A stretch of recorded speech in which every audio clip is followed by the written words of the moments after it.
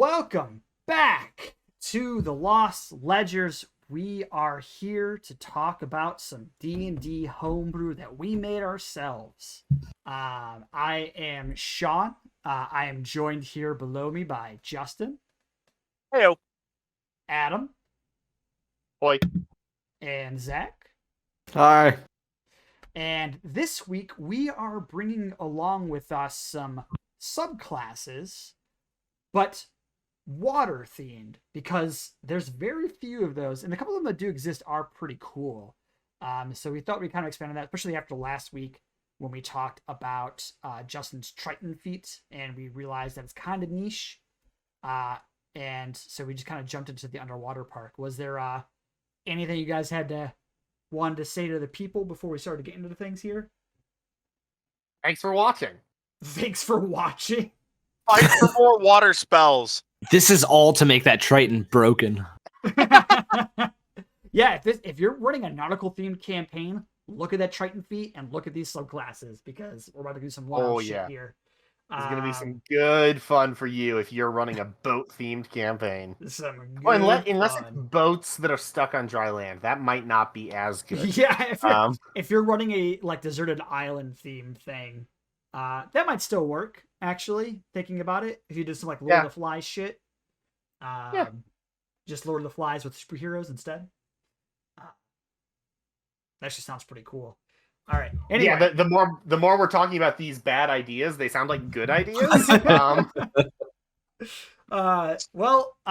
Anyway, why don't we just go ahead and jump into things here. You'll see here on the screen we have the Circle of the Deep. I believe this is Adam's subclass that he made for the Druid. Adam, would you like to go ahead and jump into it for us?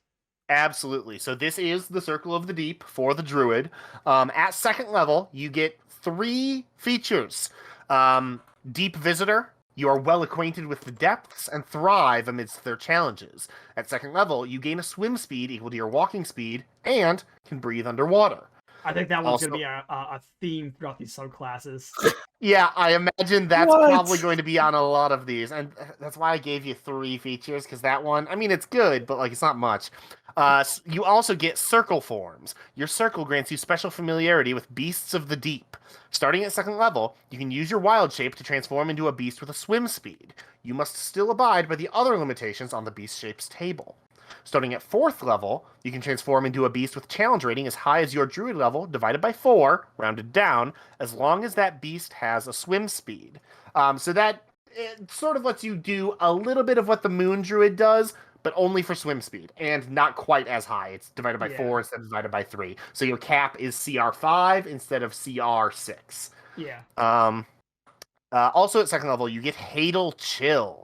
Beginning at second level, your magic is fortified by the icy depths from which you draw your power. At the end of each of your turns, if you are in a beast shape or concentrating on a spell, each creature of your choice within 10 feet of you makes a Constitution saving throw against your spell save DC, taking 1d6 cold damage on a failed save, or half as much on a successful one. The damage increases when you reach certain levels in this class, increasing to 2d6 at 8th level, 3d6 at 13th level, and 4d6 at 17th level. The next feature is Deepening Chill. At 6th level, the chilling power of the depths flows more freely. Your Hadal Chill's features range is increased to 20 feet. So just a straight-up improvement to the feature you got at second level. I just read you Deepening Chill. Then Denizen of the Depths, which I can't see all of on Shawn's screen, so I need to pull it up on my screen. As you grow in power, you become more accustomed to the perils of the depths. When you reach 10th level, you gain the following benefits. You are resistant to cold damage. If you don't already have Dark Vision, you gain Dark Vision out to a distance of 60 feet. If you already have Dark Vision, its range increases by 30 feet.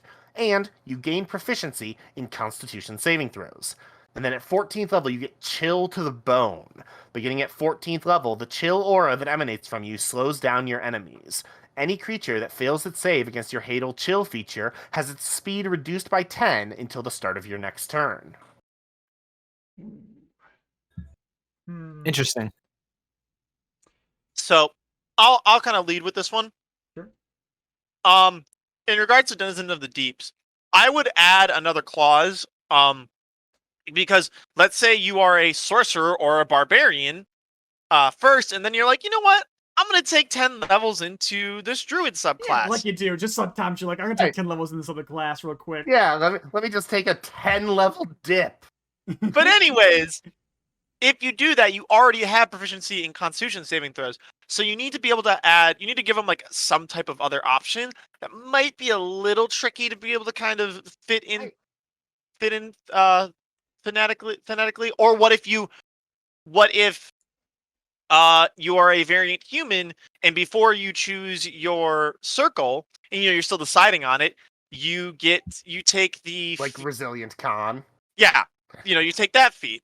So I really like the idea, of adding that in. You just have to be able to finagle it a little bit. I don't think that's actually necessary, Justin, because rules as written, if you would gain proficiency in something that you already have proficiency in, you're allowed to choose another one, aren't you?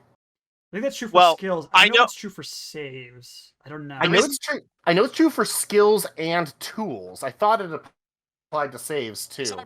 Let me check. The reason I bring this up is because in Xanathar's, with the samurai subclass, and I believe with also the cavalier, I could be wrong, but I know with the samurai for a fact, they will allow you to become proficient in wisdom saving throws. However, if you're already proficient in them, they will then allow you to either become proficient in charisma or intelligence, your choice. Okay. I guess I could add language in here, like If you already have con saves, and if you already have it, you get wisdom, I guess. Well, good point. Because that's the thing, if you have con saves, you're never going to have wisdom unless you took Resilient Con.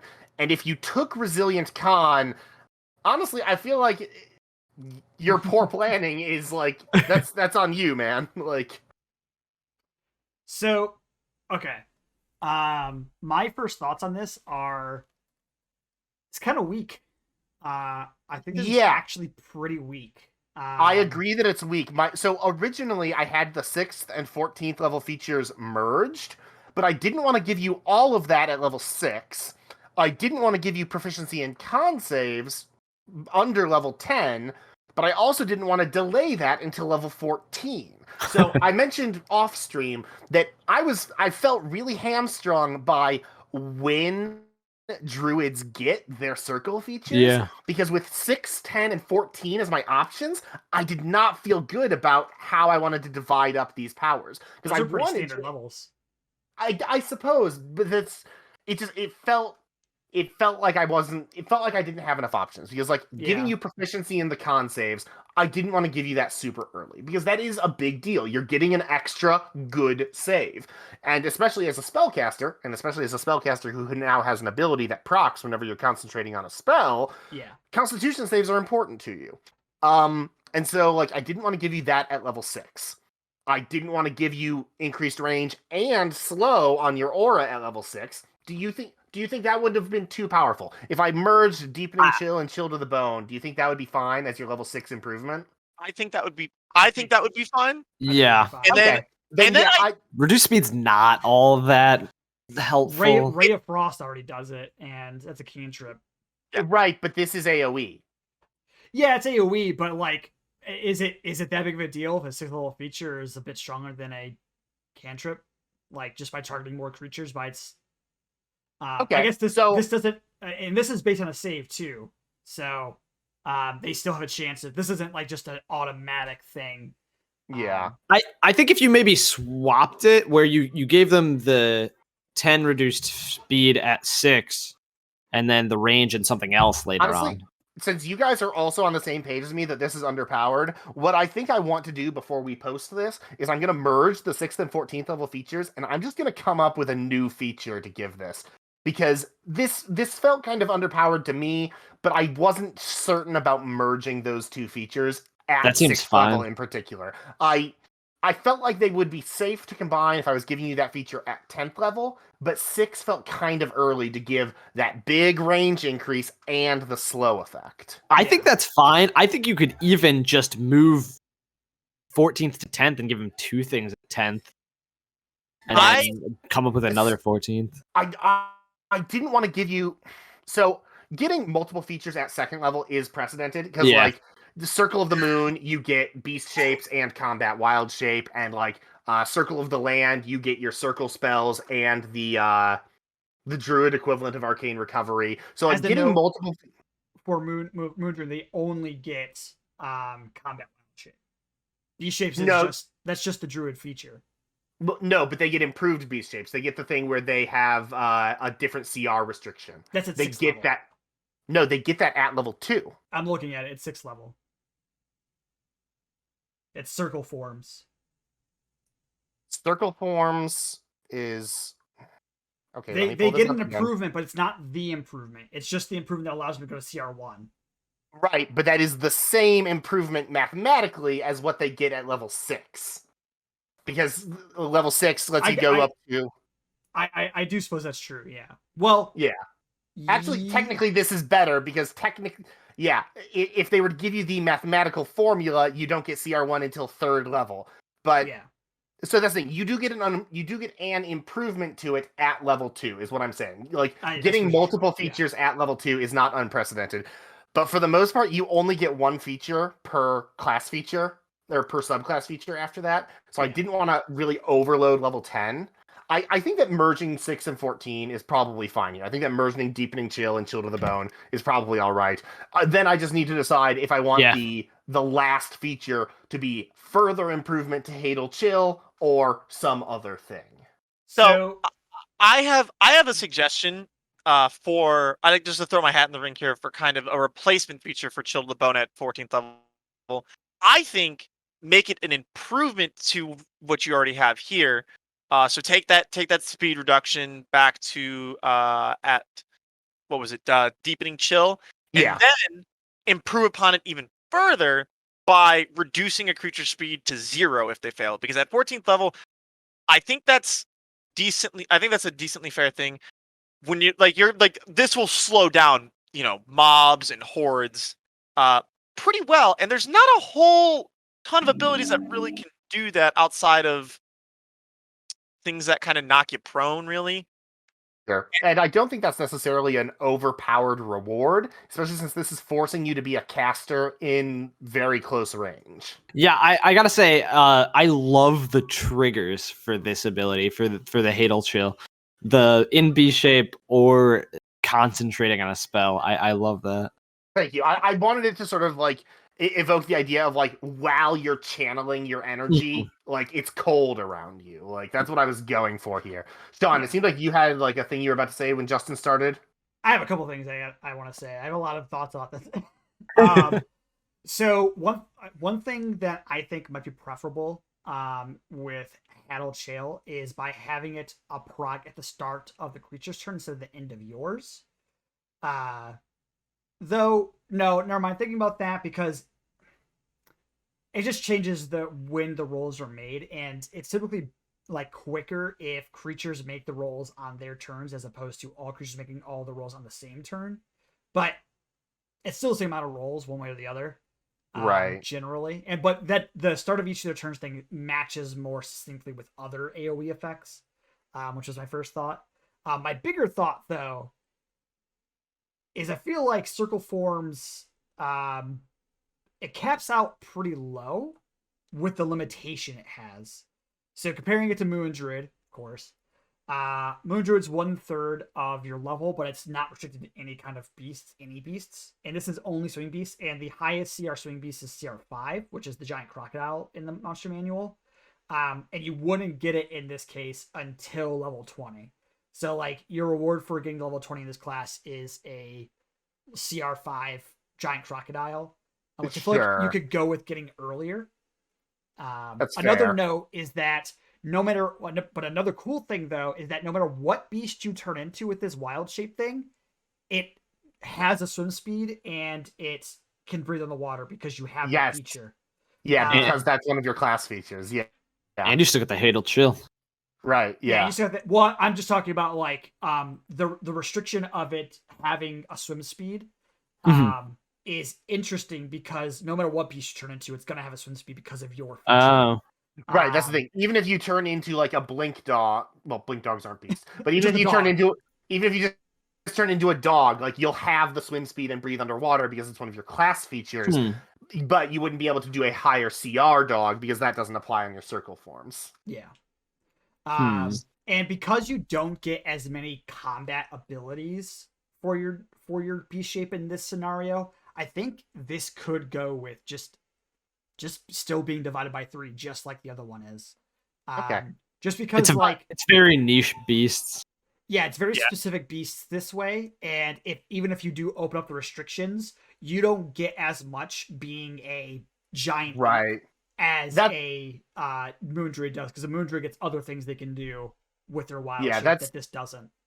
I will admit the reason I picked divided by 4 was just because I saw the highest CR monster, the highest CR beast with a swim speed was CR5, and I was like, okay, well, it would be kind of a waste to give you access to CR6 and 7 swimming beasts since there aren't any. So that's honestly why I picked divided by 4. I was like, okay, yeah, it's weaker than the moon druid feature, but in exchange you also get like other stuff going on. Whereas moon druids, yes, their wild shape is great, but they basically get nothing else going on. Yeah. But I agree with what they were saying. Like, if you move the 14th level to 10th or even 6th, and then get an extra feature, or even 2, honestly, it might be fine. Though I think the change with circle forms might warrant maybe just 1 additional feature. But I think this could do specifically with a much more impactful penultimate ability. Because the way this one, like, it's good to reduce all creatures by 10, but it doesn't feel as epic as other like penultimate abilities can be. Okay, so combine the 6th and 14th level features and come up with something a little bit flashier to replace it at 14th level. Yeah, I think so. I think that. What do you think of Justin's idea of upgrading the speed reduction to reduce to 0? Well, they have to make a save, but it is at the end of each of your turns. But you have to be concentrating spell or beast shaped. And you have to be in like relatively close range to them, and you're still a caster, even if you're beast shaped and a kind of beefy druid. Like, yeah, I think that makes sense. I will say what that will encourage. What all of these features are encouraging, kind of, is for enemies to be next to you.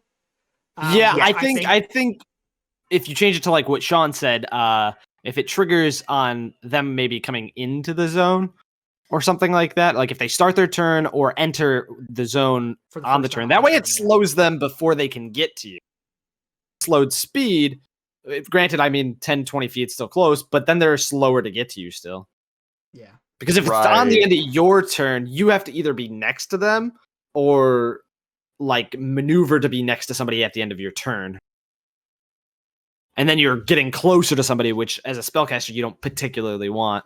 Right. I'm trying to remember why I had it trigger specifically at the end of your turn instead of when a creature enters or starts their turn there. Oh, it's because I didn't like how the language looked for each creature of your choice. Like, because it's not any creature. It doesn't affect your allies necessarily. Yeah. And so, like, the language I felt got a little fiddly if it was like, when a creature enters that space for the first time on its turn or starts its turn there, you may have it make a Constitution saving throw. That just felt like too wordy to me. This felt more succinct. But you could, like the Paladin aura, just say enemies that start their turn within blah blah blah. Because that's what the Paladin aura does technically. Start their turn or enter the area. Yeah, enemies is just shorthands for creatures you don't like that you choose. Right. Yeah. So I guess I could just shorthand it to enemies and then have it trigger either at the start of their turn or when they enter the space. Yeah. Although then I would have to define the space. Well, it's 10 feet. Yeah, within 10 feet of you. Yeah. Right, but I don't have that. I need to completely rework the wording, but I can do that on camera. Yeah. And I think if you did that and buff the circle forms, then added a different penultimate ability, I think this would be a pretty interesting subclass to play. Okay. Especially in an Oracle-themed campaign.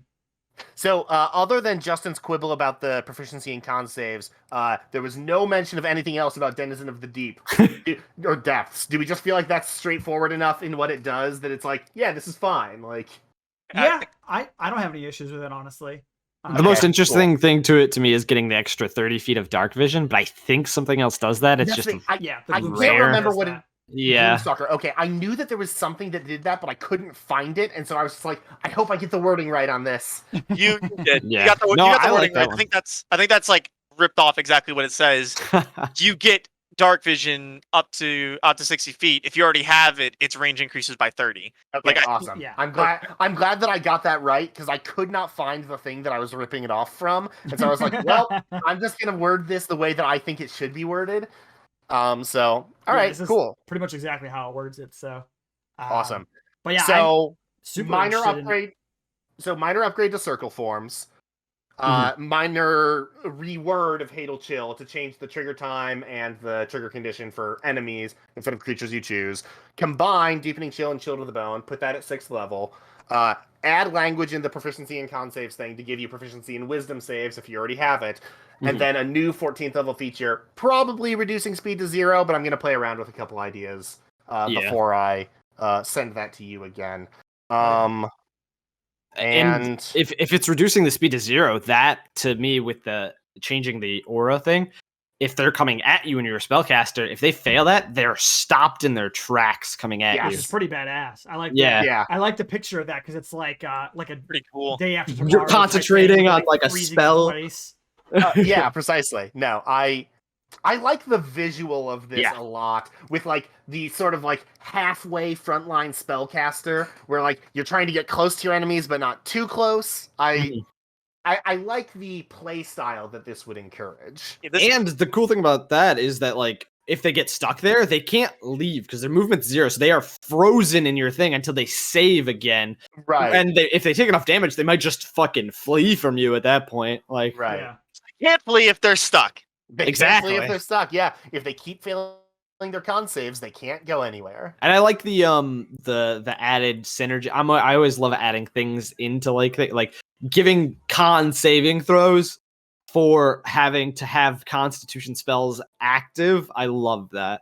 Thank you. I thought that I felt very clever when I came up with that idea where I was like, Yeah. you know what? I'm encouraging you to concentrate on things. What if I make it a little bit easier to concentrate on things? Yeah, at first read, I was like, why the con save? But reading it again, I love that. I really enjoy this too because I don't think a lot of people like to play druids like up close other than like a moon druid, but even then they're just like, I'm only going to play up close if I have my wild shapes up, and then they kind of go back and fill kind of that like backline role most of the time. But I think this encourages that really good middle ground play that we really don't get to see too often from some clerics kind of fill this role, but for the most part there's not that real kind of defining midline Well, and fighter. a lot of the classes that can do that sort of midline stuff are more in and out type characters. It's like, oh, it's a rogue getting in for damage and then back out. It's not somebody who's trying to stay 15 to 20 feet away. Like, Yeah, I think there's a lot of fun to be had here, especially once we get that last feature in. oh yeah. I also just like the visual of a giant eagle swimming underwater, or even just like a regular eagle, honestly. Right, yeah. No, I do like the touch that any of your beast shapes get the swimming speed, so you could just be like, I don't know, a gorilla or something underwater, just like swimming around, breathing underwater, perfully happy. Yeah, honestly, Oh, I think one of the most the strongest things to get from this is underwater breathing. Dude, Yeah, just with the combination of the beast shapes, definitely. you could run a pretty dope ass zoo if you just have a bunch of these druids. Like, like just think of that for world building, guys. Just, hey, we're gonna go to the zoo today. Oh, okay, cool. I hate to say it, Justin, but I think that most druids would chafe a bit at the idea of being kept behind bars for other people's amusement. No. It's like more of a wild. Let me rephrase that. Not zoo, wildlife sanctuary. Oh, like a nature reserve where druids are just hanging around, entertaining people. These are weird. These are saved druids that we have. Sometimes they transform. We're running a druid breeding program. We hope to reintroduce them to the wild. Stop. Justin, your colonialism is showing. I know.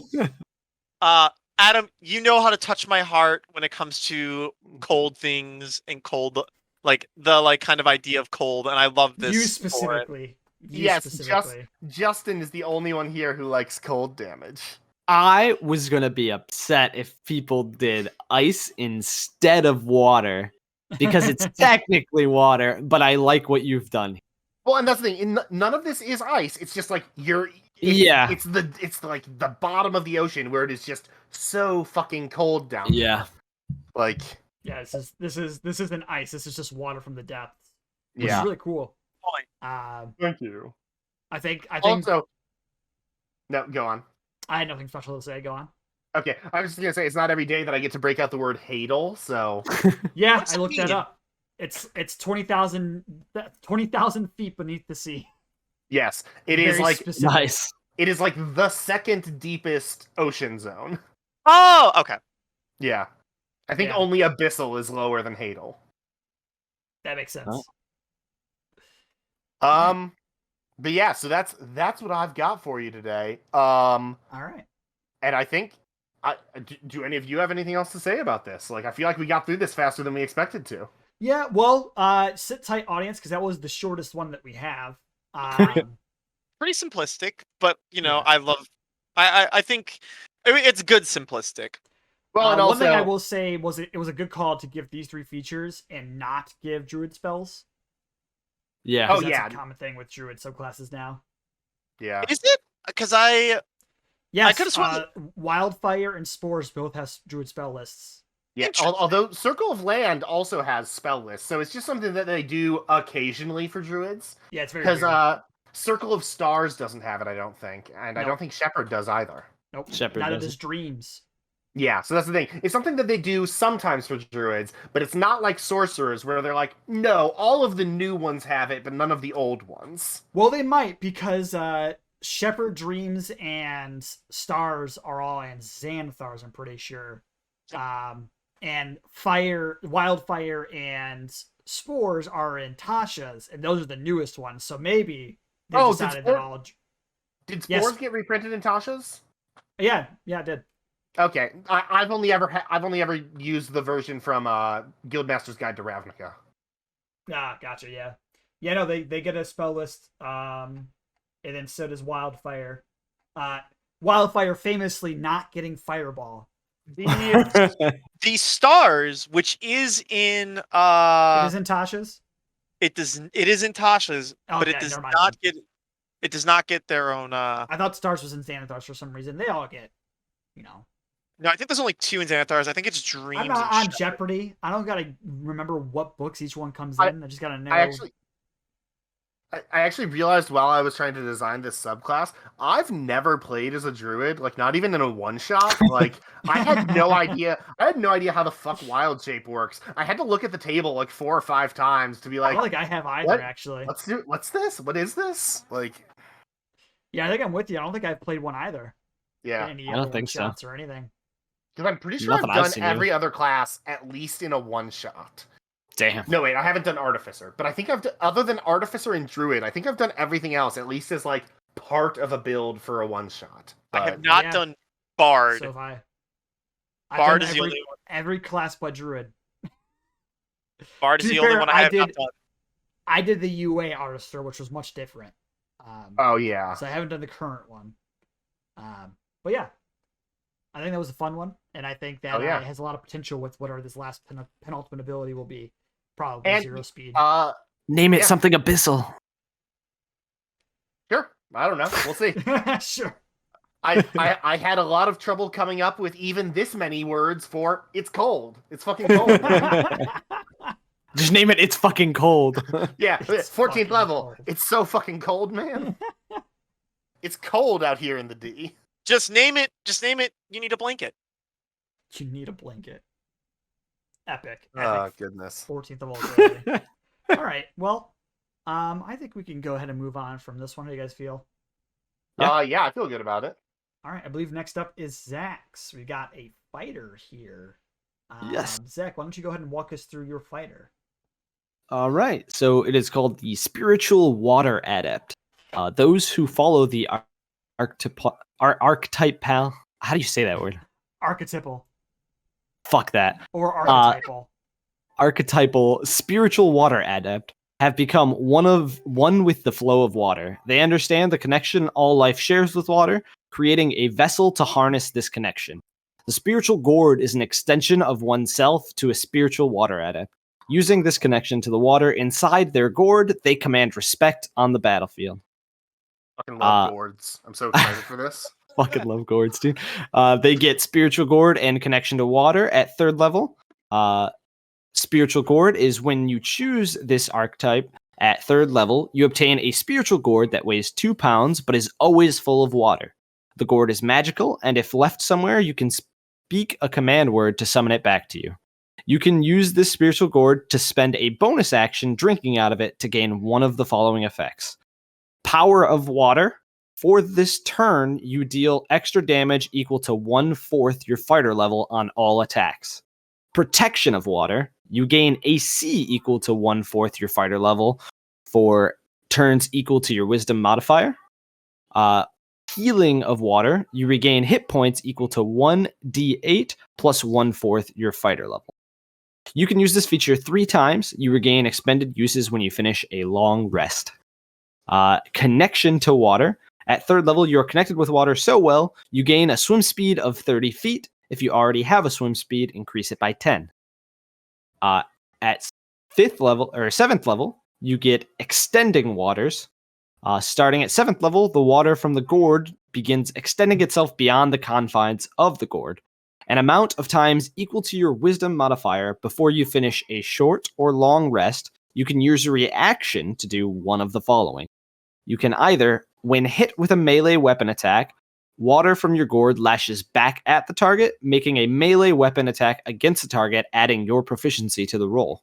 On a successful hit, the target takes 1d10 bludgeoning damage. Or, when hit with a ranged weapon attack, water from your gourd shoots forth and softens the blow. Roll 1d10 and reduce the damage taken by what you rolled. At 10th level, you get Water's Force. At 10th level, a thin layer of imperceivable water is always around you, emanating from your gourd. You gain resistance to fire damage. Additionally, when you're going underwater, a pocket of air is granted to you from a layer of water. You can breathe for 10 minutes while underwater. The pocket of air around you can be broken. When you take damage, make a wisdom check, DC 10, or half as much as the damage taken, whichever is higher. At 15th level, you get Gourd Summoning. Beginning at 15th level, your spiritual gourd has become so connected with you that you can use, as an action, throw the gourd up to 30 feet in an unoccupied area that fills 10-foot cube within range. When you do so, call forth a water elemental, CR5. The elemental is friendly to you and your companions for the duration. The elemental takes its turn on initiative directly after you. It obeys any verbal commands you issue it, no action required by you. If you don't issue any commands to the elemental, it defends itself from hostile creatures, but otherwise takes no actions. The elemental disappears after a number of rounds equal to your wisdom modifier. Once you use this feature, you must finish a short or long rest. And 18th ability, you get Enhanced Spiritual Gourd. At 18th level, your gourd feature no longer takes a bonus action. Instead, it can be used once per turn. Additionally, you can expend all 3 uses of the gourd to gain all 3 effects for 1 minute. Whew. That's a lot of things. First thing I'll say is that spiritual water, very similar to my subclass, the water spirit. So we'll eventually get to that. A couple of things that kind of stuck out to me immediately.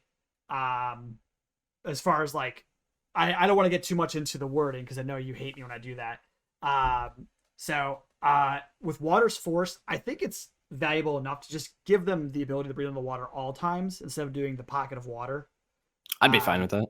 Because it's try and start with it, and there's a number of abilities like water breathing, which targets a massive amount of creatures with no concentration that can breathe for a very long amount of time.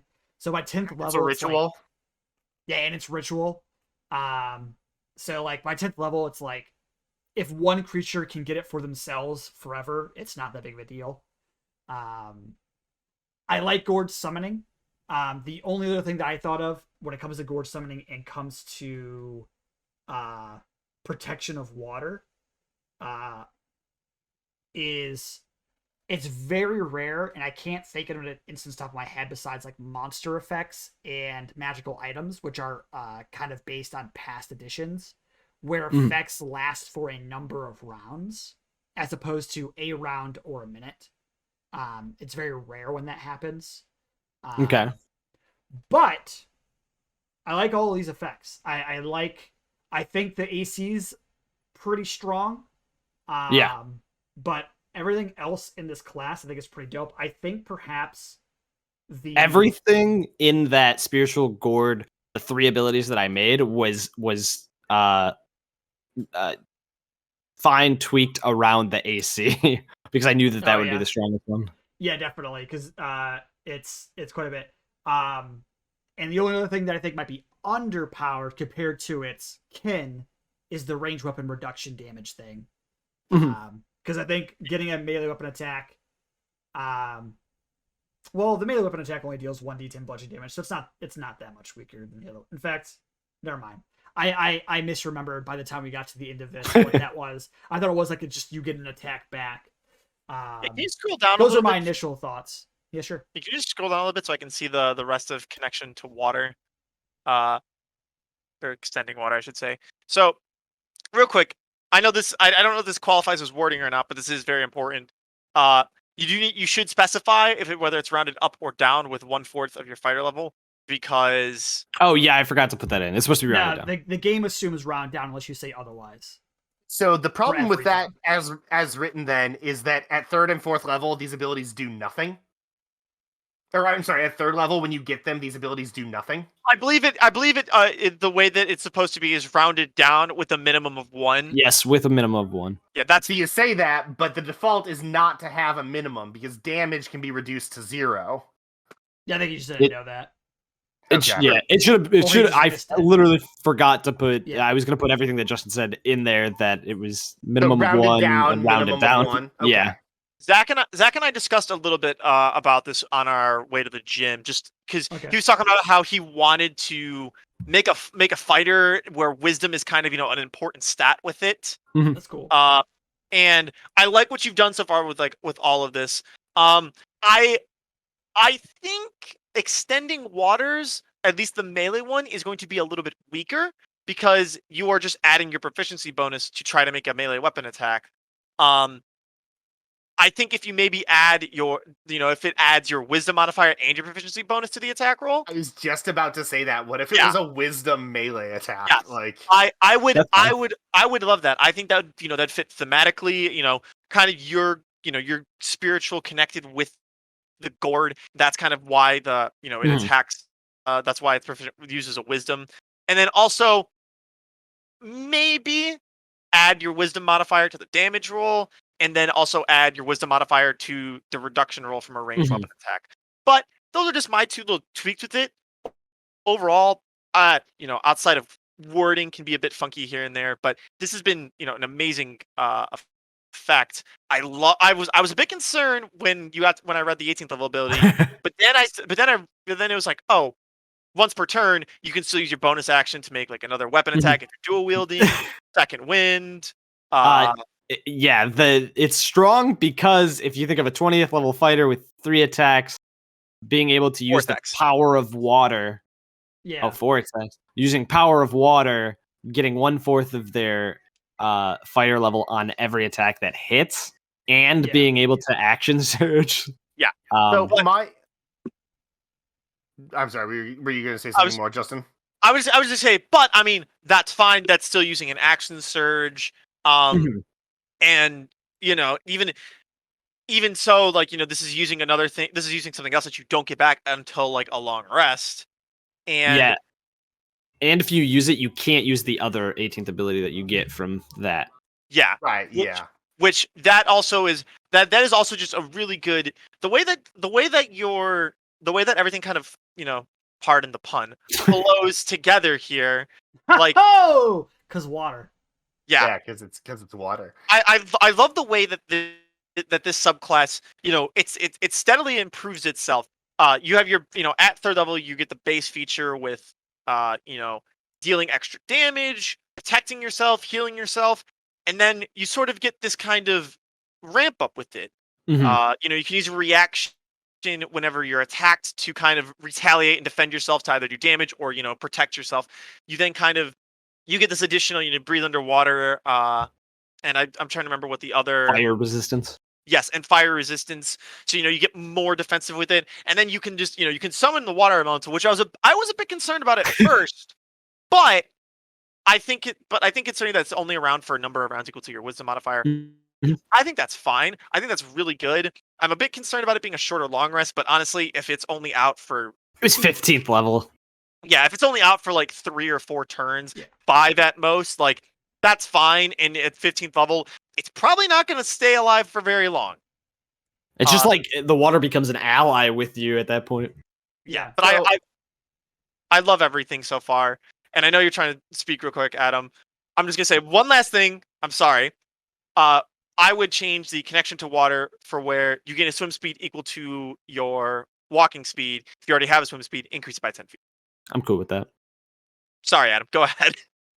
So what I've been trying to say is that for the 18th level ability, when it says you can expend all 3 uses to gain all 3 effects for 1 minute, the third effect doesn't have a duration. So like the power of water and protection of water are both getting a big buff when you do this, but then healing of water is still only D8 plus a quarter of your fighter level. It would be every turn is the idea. I might have to change the wording for that. So if you wanted it to be that, what I was going to say is healing of water could be like, it could say at the end of your turn, regain D8 plus a quarter of your fighter level hit points. That way, when it says you gain all 3 effects for 1 minute, it's just at the end of every turn for that minute. Yeah. Yeah, I would have to change the wording on it. I think that would work. It might sound a little bit clunky, but for the 18th level... Yeah, it's a little weird because, you use your bonus action now, but you don't get the effect until the end of your turn. Yeah. It's kind of fiddly, but if you want it to be something that can proc every turn for a minute with the 18th level ability, I think it needs to be reworded somehow. Yeah, what I would I'd be do fine. in that situation is take a step from the rage perspective and create a stance with your spiritual gourd and say, as a bonus action, your spiritual gourd protects you for 1 minute or empowers you for 1 minute or something like that. While you are empowered, you gain the following benefits. And you say once per turn once per turn you heal, once your attacks do this, and you get this AC bonus for 1 minute. Okay, yeah. I might like that in general. Thing. Just come up with a completely different thing for it, and then I could even adjust the numbers. Yeah, if I felt like I needed to. So I was actually going to go back to Ascending Waters. With Justin's suggestion, even with Justin's suggestion of adding your wisdom modifier to the attack and to the damage and reduction, just let these be unlimited reactions. Just let them always happen. They don't have to be they don't have to be limited by your wisdom modifier. I didn't even notice that. I was assuming it was unlimited. Yeah, because they don't do like a shit ton. It's just 1d10 plus your wisdom mod. So if you compare that to, say, the Berserker's ability, where if they get hit, they can attack back.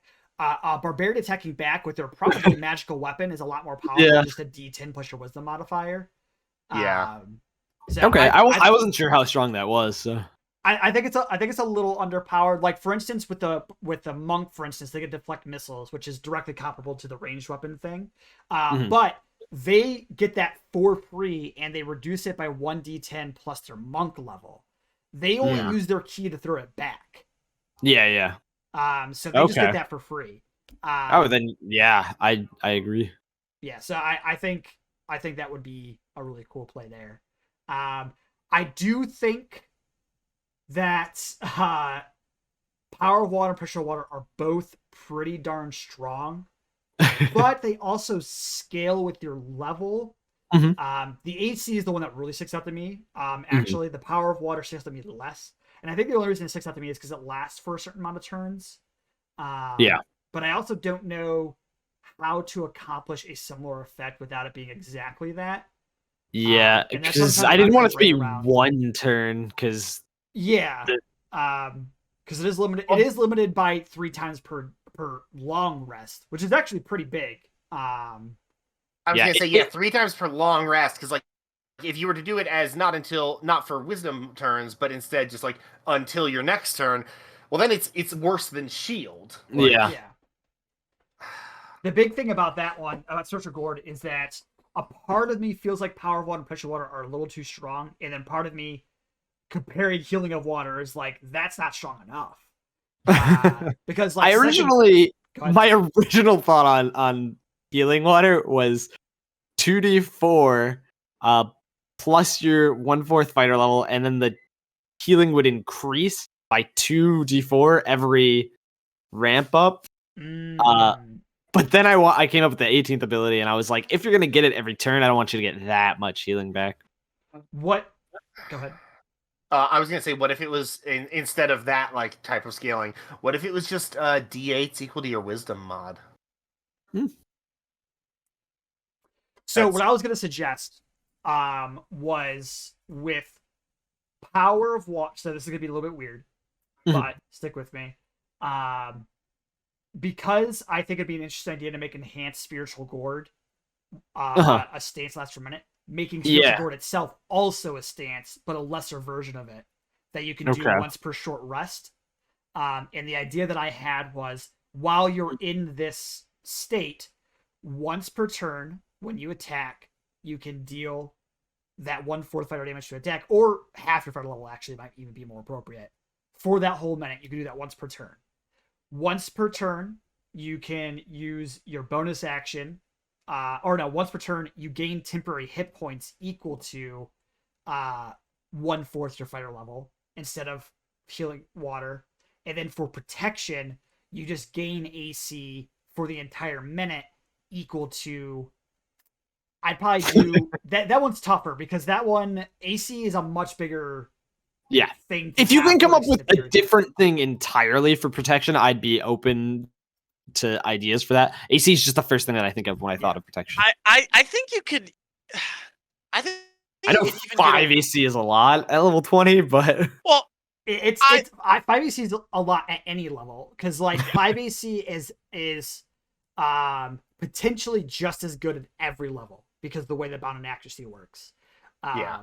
So this scales you to level. Maybe it shouldn't, is kind of what my thought is. Maybe it should just be a flat AC bonus, because that a flat AC bonus at every level is generally just as good. Though, when you get to extremely high levels, the monster's attack bonuses become absurdly high compared to the bounded accuracy. Like, for instance, at level 20, the expected attack bonus for a monster is going to be 6 plus 5 is 11. Yeah. That's why I didn't think that at level 25 wasn't that much. Yeah. And Ancient Red Dragon's plus 17. What about if we replaced it with your Wisdom modifier as how much AC you gain? Adding your Wisdom to your AC, that's a quick way to get 5 AC at level 1. You get both problems that way. It's flat, but it's also too big. Yeah. Okay, well, my bad. I misinterpreted the way that Shawn was talking about it. That's my mistake. Yeah. That's kind of why full plate armor kind of is fucked up at the start of the campaign. Because monsters aren't really hitting that, and then at the end of the campaign, it's just like kind of like you need an AC around that size. So like the fact that full armor exists already kind of puts the favor of AC in the court of the players for a long time. Go ahead. What if so my idea for your stance thing, I like that, but I change it to 3 different stances that you would choose from. For a minute, you either get a bonus to each one of your attacks, you get a flat AC bonus, or you get flat healing for a minute. And then the Enhanced Spiritual Gourd would put all of 3 of those together if you used it a certain number of times. If I could keep the 3 times. The 3 times, the 3 times could work. I mean, there's no issue with it being 3 times. I would probably err on the side of once per short rest. That way it's more manageable by the DM. If you're going to have it once per short rest, you could just have enhanced spiritual gourd say like, oh, you can enter a different stance that combines all of their effects. Once you do so, you do not regain uses of the stance until you finish a long rest. So like you Okay, can do yeah, that. I like giving it back on shorter long rest. That's the thing. You get the regular stances back on short rest, but if you do the big one, you don't get it back again until you get a long rest. The reason I don't like that is because You could use it on the last encounter of a day, and it's not really costing you anything. No, is that it doesn't really give you a buff at level 18, right? Because what you're doing is, so assuming a 2-day or 2 short rests per day, you know, which sometimes happens, which will usually happen at like a dungeon crawl or when you're going up, like building up to the big fight of the arc. You'll often do the 2 short rests per day, which means you get 3 uses one or the other. If you do it such that there is that issue that you just said, so you don't really lose anything if you do it on the third one, but also if you do it on the first one, then you get basically 3 different stances at once as opposed to 1 stance 3 times.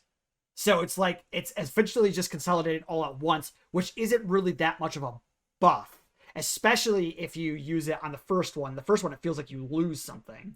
Yeah. I also would don't just like the idea make of that your taking new it away. stance. That's what I was gonna say. If it would just be like, if that's not Yeah, too I mean, strong, making it by just that is the new stance. By the time you're 18th level, that's Yeah. probably fine. Especially since marshals tend to struggle at the high levels anyways. Like, marshals are having a hard time keeping up with damage and, like, battlefield control at those levels. Like, getting all 3 of those effects is probably not that big of a deal.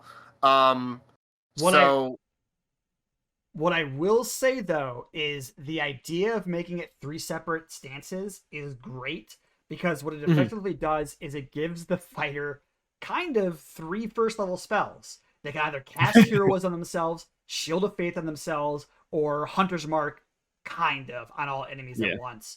And I think that's pretty cool. And having to choose between one of those per short rest, and then getting all 3 of them at once, which are all typically concentration spells at 18th level, I think is a pretty good payoff for that ability. Absolutely, yeah. So all this talk about stances is just reminding me of my unfinished class. Yeah, so finish it, dude. That heavily revolves around stances.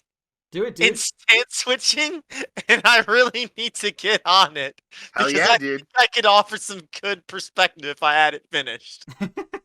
I think I would definitely have to fine tune the numbers. I'm thinking flat AC bonus of 2. I think that would be reasonable at all levels. Yeah. Power of water. I think if I think what if if you I just let them add wisdom mod to damage? That's what I was just not first attack, all attacks still, because I wanted it to be on all attacks. That's fair. I think that's fine. And the healing would have to be something else. Well, Zach, hold on a second. If you add wisdom damage to all attacks at 3rd level, you'll basically be ripping the ranger of the 20th level ability. Well, no, hold on, Shawn, because they can only do that once per turn. You're right. Okay. Well, now this is busted, Zach. You're right. Sorry, this is now strictly better than the ranger's capstone. No, I think that's fine, because the barbarian gets a +2 at level 1 on their rages, which increases, plus a bunch of other stuff on the rages. So I don't think getting your wisdom modifier to all attacks at 3rd level for 1 minute per short rest is that big of a deal. Yeah, and I like the ramp up of that, because as a fighter, you get more attacks as you level up. Yeah, and that's why I wanted it to be on all attacks. Yeah, that's perfect. I love it because it kind of blends a little bit with some of the pre-existing fighter subclass features already. So for example, the samurai gets an ability where they can use a bonus action to give themselves advantage on all weapon attacks until the end of their turn. Yeah, that scales because you get more and more attacks. Yeah. So I really like this scaling differently than kind of what the samurai does. I agree. So I will also say healing water. If you want to make that, my idea about making that a stance is making it you just get temporary hit points at the beginning of your turns, instead of healing. Yeah, instead of healing, and maybe like temp HP equal to twice your wisdom or something. Yeah, I was gonna say it should probably be a static number. That way, you don't start your turn every time rolling a die. Which I mean, there's not necessarily wrong with that. It just marginally slows down the game depending on the player. But if they're cognizant of the fact they're doing it, it's not a big deal. And rolling dice is fun. Well, I'm and cool also with. you're a fighter. You're going to be rolling a bunch of dice on all of your turns. Like, True. What if I do? What if I do 5 times 1/4 your fighter level? no. No. No. That's too much. I just want You know how scaling temp health. that would I be? just want scaling temp health. Would you say Do you know how 5 ridiculous that times would be? 1/4 your fighter level? Yeah, Yeah. no, do not do fucking 5/4 your Why not fighter just do your level. fighter level at that point? Why do 5 times 1/4 of it? I guess you could just do fighter level. It's gonna be the same regardless. Because like at level Okay, no, 20, I don't Justin, do math. 5/4 is not equal to 1. I've got to stop you right there, bud. You've 5 gone too times far. You've 1/4 gone Do you too think of far. fighter your level is fighter too level. much or too little? Well, so here's the thing. I don't think it's too much. I don't think it's too much. At most, it's 20. It's not too temp little. HP. It's definitely not too little. Not at later levels. At At level much- 2. At much, Even at level it- 2. Even at Yeah, I level 2. guess At most, it's 20 temp HP Per per turn. per turn. per turn. Pretty But good. considering there are enemies Half that your can fighter level that down can to town minimum of 1. God, Just make it. So I think make your fighter level's fine. At third Yeah, level, I- at third level, it's a weaker version of heroism. At 5th level, when you have 2 attacks, it's heroism, and then from that point on, it's just higher level heroisms. Well, no, heroism attacks or gets multiple targets, not gives more health. But you know what I mean. Yeah. It's not that big of a deal. Yeah, I think fighter level is fine for healing. I think wisdom mod is fine for power, and I think that for protection, 2 is probably the right number. If you feel like it's weak, 3 might Nah, be 2's possible, fine. but I'm fine with 2. I understand AC is finicky, and I was balancing it around that to begin with. Yeah. right. Yeah, no, I Um, think The only other change I have in mind with this, and maybe it's just because I'm a stickler about this, just let the elements last for a minute. That if seemed you- too strong. Well, the thing is the that thing is most the fi- average most fights- combat, I use this phrase so much, the average combat lasts 3 to 4 rounds. If Uh-huh. your wisdom modifier is good, which it should be in this case, or at least decent, which means probably Yeah, I 3, imagine 3. maybe 4, it's effectively going to last for a whole combat anyway. Cool. And 10 minutes would be too much, I think. But a minute is enough to at least last for a combat. Maybe give some niche situations where summoning a water elemental outside of combat would be helpful, but usually I it's was just gonna gonna say, be for combat. But a minute gives you enough time to use the water elemental out of combat for like one thing, Yeah, like for one decent I- thing, if it comes which up. I think is perfectly reasonable. Yeah, I think like that's- this mechanic, so I don't know about that one, but So that's only I- because I liked this mechanic of I- the rounds per wisdom. rounds per something is just extremely rare in 5e, and I think there's a really good reason why they chose not to do it. Tracking rounds just generally is kind of finicky. You generally don't have to even track rounds if a cat lasts for a minute. Generally, it's just fine. It's gone after the combat, we're fine. Rarely does a combat last more than a minute in game. That's the thing. Like whenever I cast a spell that lasts for a minute in combat, like I always have the D10 sitting there counting down the rounds. I've never run out. Like the lowest I ever get to is 6. Like I'm fine with a minute then. I just thought a minute was too strong. No. There's very little functional difference between a minute and like 3 to 5 rounds, honestly, in D&D. yeah. Uh, I understand you wanting to use the like time scaling with your like mhm. ability mod. Like I understand the Makes desire sense. to do that. And I've done the but, same like, thing. I want to be clear. I've done the same thing in past homebrew. But Yeah, it's just the way that 5e combat tends to work, Mhm. it doesn't really matter, so you're adding complexity for no real gain.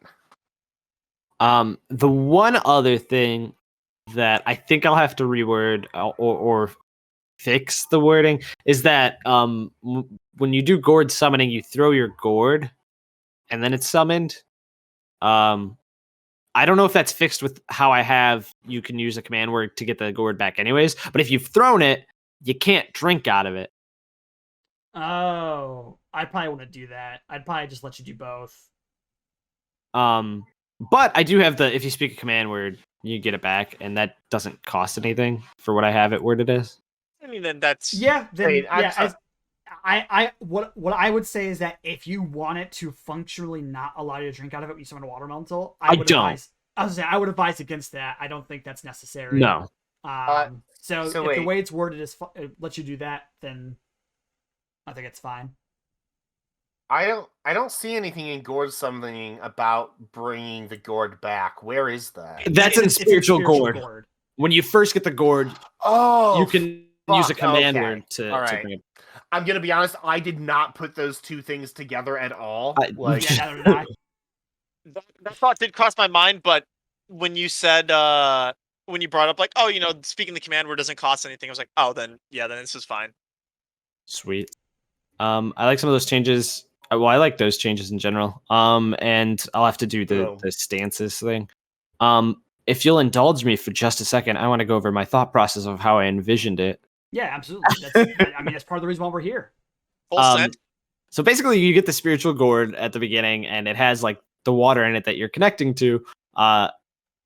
And as you have it, so you hit 7th level, you get extending waters. The water that's in the gourd is now coming out of the gourd to basically help you out on a few things here and there. It'll hit an enemy for you, block a bolt. Your connection is getting stronger. You get water's force. The water is always around you. People can't really see it, but like it's so like ingrained with you that it's now like fully out of the gourd at all times, giving you water breathing and everything like that as well. And then gourd summoning, you can now have an ally from the water in the gourd basically that's around you. And then enhanced spiritual gourd, especially with the stances that we're giving it, is just you embodying this like huge water spirit that's behind you as you're like after you've drinking it. That's awesome. I like the idea of this. I like the idea of this being part of some sort of like commune, like almost like a tribe that they practice this kind of magic, and one of the things they practice is like ritualistic gourds. And this is something that like the greatest champions of that tribe do is they craft their gourd, they enchant it with the rituals of their people, and they consume it until they become one with it and can command the water inside. I think that's dope as fuck. I'll say it again. I think that's dope as fuck. I think that's dope as fuck too, Shawn. Hey, don't copy me. I love gourds. So I was excited for this one. Dude, this is the opposite of Gaara from Naruto. Instead of sand, it's water. Sid said you would say that. I've been thinking it the whole time, and I was just like, no, it's not Gaara. It's also a tiny gourd instead of a really big one. Oh wait, is this the tiny gourd? I mean, big things can be light. Fuck you, Justin. I was imagining this as like a huge fucking gourd. I mean, you can. I mean, it does say 2 pounds, but you can imagine however you want. Yeah, I imagine it's huge. Yeah, I mean, if you wanted to make it a huge one, I'd leave that up for flavor of whatever you want. I mean, I always picture a regular sized small one.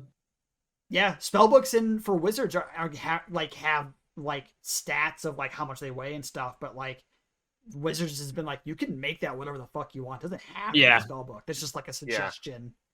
Yeah. So like if I want a 50-pound gourd on my back, then gourds. And now I would even say it still weighs 2 pounds. Yeah, sure. Now, does that mean that I get to summon like 6 elementals? I don't know, but maybe I'll talk to my team about that. I think this is cool. I do think there's some similarity between this and what I made. Hell yeah. There's no gourd in mine though, so that's less cool. The rest of it, the exact same. No gourd. There's some similarities that are made. I'm even adding stances, dude. Yep. Some similarities to mine. Though mine already has a built-in stance, so don't read ahead, Justin. Why are you reading ahead? I'm looking at the chat. I'm saying, Kurt, where the fuck did you get the squid at? Oh, I thought you were reading the chat. I thought you were reading ahead, I mean. No. Yeah, look at that squid. Yeah, look at it, dude. Squid's just like vibing and whatnot. Tell you what, guys, we're making pretty good pace. I am genuinely surprised how kind of quickly we're going through these. But I do think we are about ready to move on from this one. How do you guys feel? Yeah. I feel like we've all said our piece. All right. Well, mine is next. So, Mine is called Path of the Water Spirit. Fucking God.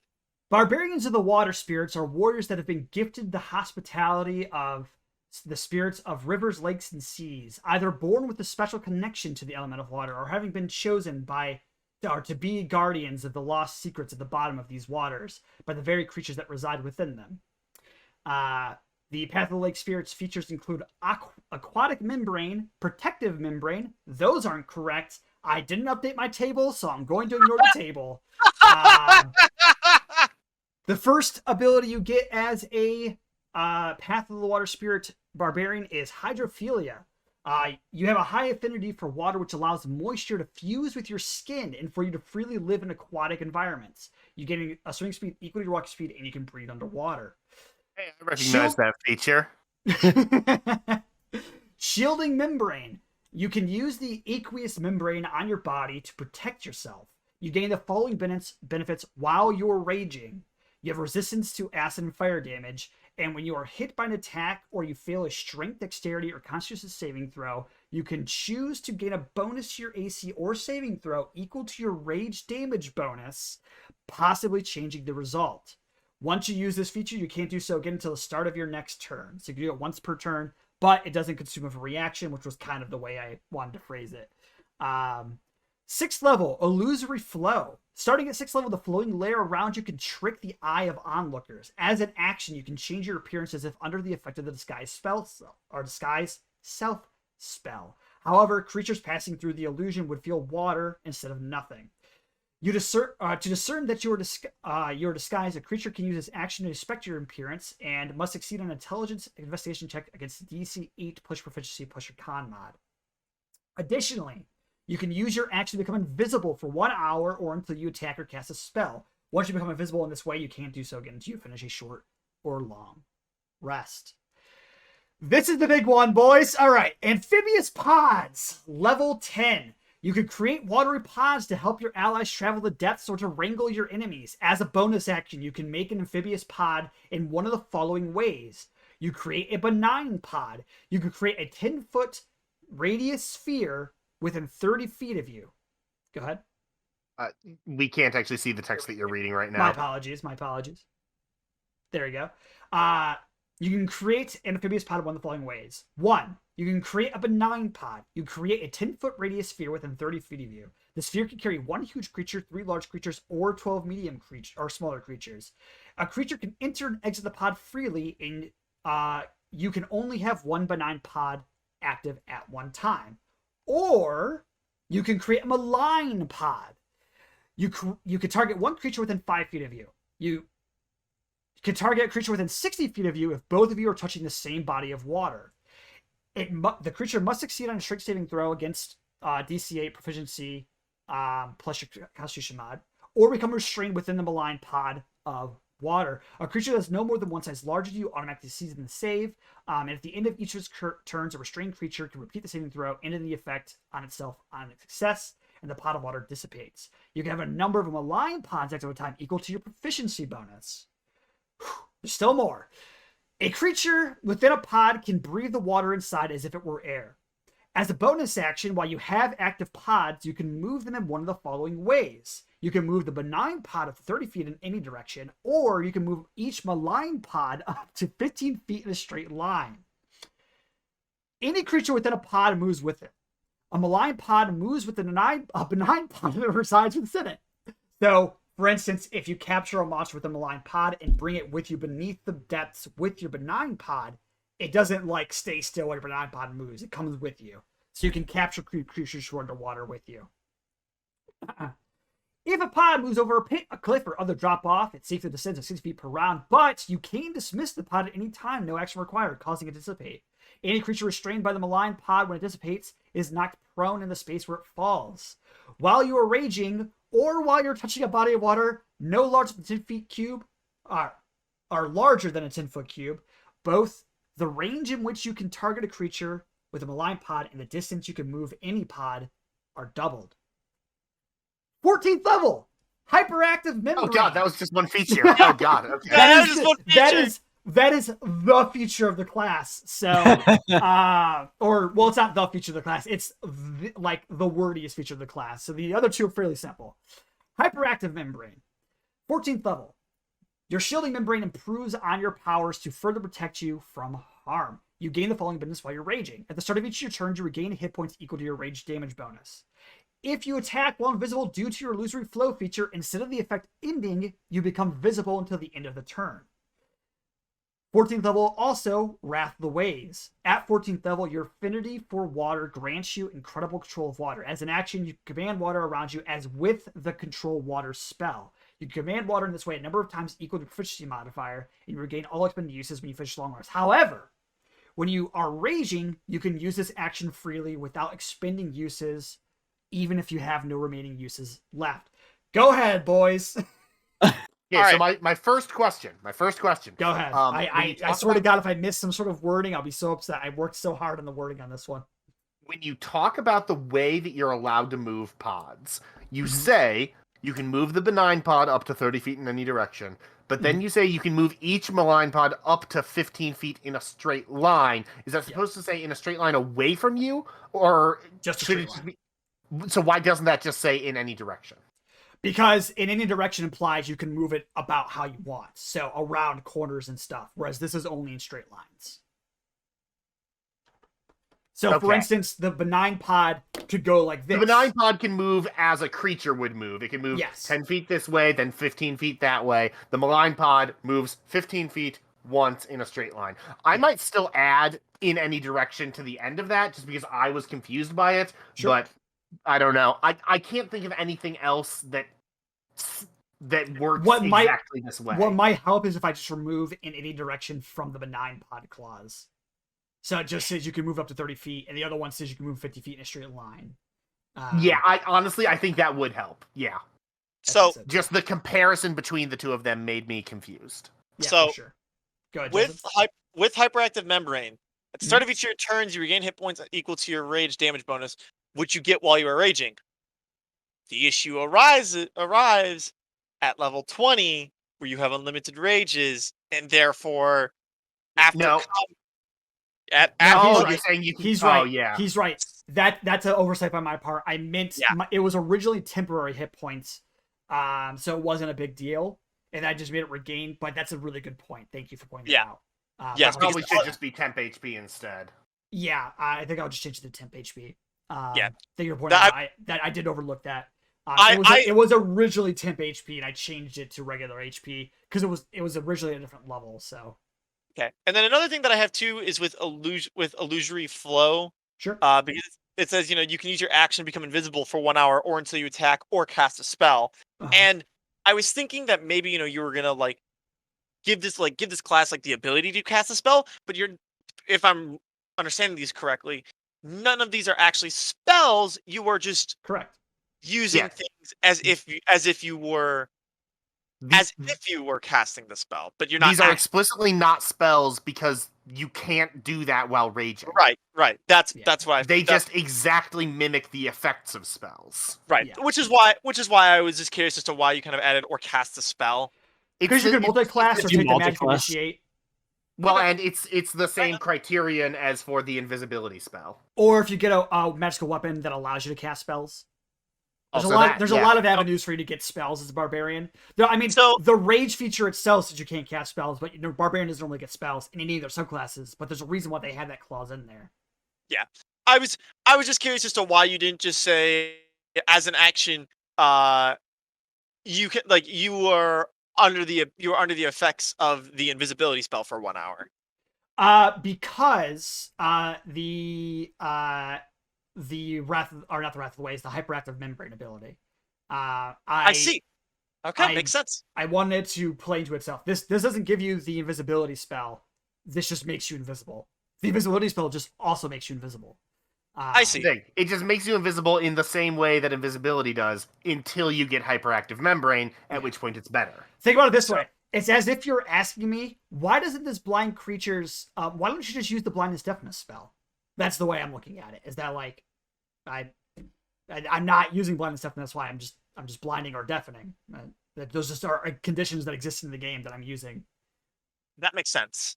I love how once again we're utilizing things in the subclass and then kind of scaling them up and making them do better. That's the best thing, dude. That's the best Oh And thing. yeah, then- no, that's so cool. And then also utilizing already, things that are already in the class, like the rage damage bonus is something that is I not think that's a used. very underutilized part of the table for the barbarian. I don't know why they don't use it more often. It's right there. It's something Yeah. that scales with the class without having to use proficiency bonus, without having to refer to the class level. You could just say your rage damage bonus.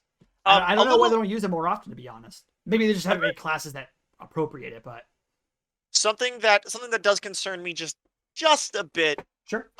which is when you are hit or fail a strength, dex, or con save, you can gain a bonus to your AC equal to the rage damage bonus. Which let me just double check this. Your think it max pops rage damage out- bonus is 6 or 5. I think Maybe it's 4. 6. I think it's 6. It is 6. It is 6. Okay. So So it goes, it spans the same range as proficiency bonus, but it isn't proficiency bonus. yeah, it scales a little funky. A little bit differently, yeah. Ish. But it requires you to take barbarian levels, which proficiency bonus does not do. Yeah. Right, that's the thing. Proficiency is character level, not class level. So I am concerned about this. In what way? Wait, Uh, no, Justin. Rage damage caps out at 4. Oh, my That's what mistake. I thought it was 4. Caps My out at mistake. 6. And My then it's mistake, unlimited. And then it's unlimited. Yeah. My mistake. That this still concerns me. what way? Because this doesn't use, like you said, you didn't want this to use reaction. I think that's fine, but Mhm. I think the capability this leans more towards the saving throws than the attack, because most of the time when you're Sure. getting hit, you're going to be fucking reducing that damage. Like, you're more likely going to be getting hit because you're probably going to be reckless attacking. They're probably going to be rolling, really well against you. So that I'm not too concerned about. But My with the strength deck- counterpoint, because I know where you're going with this, is that's a lot. That's a big thing for no cost. But I point you in the direction of the war magic wizard, who gets the same thing. They have to use the reaction, so I'll give you that. But they get a base +4 on all saving throws when they use it. So they start at +4 versus the barbarian starting at 2 and going up to 4. They could do it on all saving throws. They do have an additional cost, which is that they can only cast cantrips after they do it. But this also requires you to be raging to do it as well. You can only do this during your rage, whereas the wizard can do it at any time. Now, you do get unlimited rages level 20, but at that point, I don't care. You're level 20. I think I am just concerned about because while you're raging, you're gonna always have advantage on strength saves. You're gonna always have advantage on dex saves. I think That's I'm the just first. I think I'm just concerned with it because, like I said, they have advantage on 2 out of these 3 saving throws. They're proficient in they're gonna more than likely be proficient in Constitution saving throws. And I mean, they're barbarians, unless they multi-class into it. Right, but Justin is very concerned about people multi-classing into your class and then taking a bunch of levels. That's the thing, Justin. Think about that, right? You already have advantage on 2 of these while you're raging, and you have proficiency in the other one already. You are rarely going to be failing these anyway. This is barely a buff to those saves. This is mostly about the AC deflection. And again, like, doing that once per turn with no cost doesn't seem like a really big deal to me. And all this does is it makes the barbarian excel more at the saves they already can do well.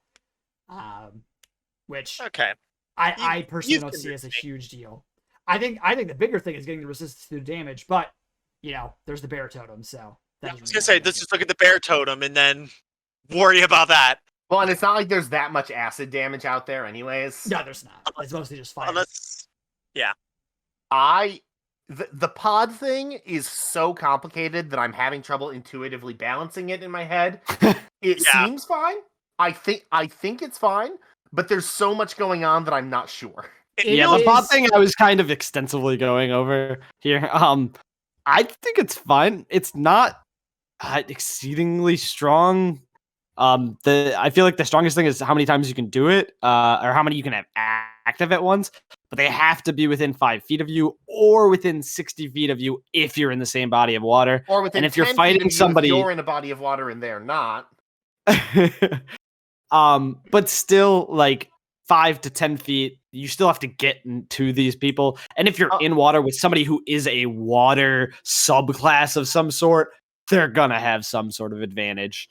It doesn't. Shawn, is it your intention that when you and an opponent are both touching a body of water, you can hit them with a malign pod from 120 feet away? Yeah. Okay, cool. It felt weird to me because like the restriction for even getting the 60 feet seems like you're always going to get the restriction for doubling too. Yeah. That is a bit strange, isn't it? Yes. I was thinking of a better way of making it so that it would stack and be more clear and obvious. I added the 60-foot thing to the front so that it was more clear as part of the effect of the ability as opposed to an amendum at the end. Yeah. But I think there might be there's definitely something to be said about arranging your paragraphs and sentences in the right order.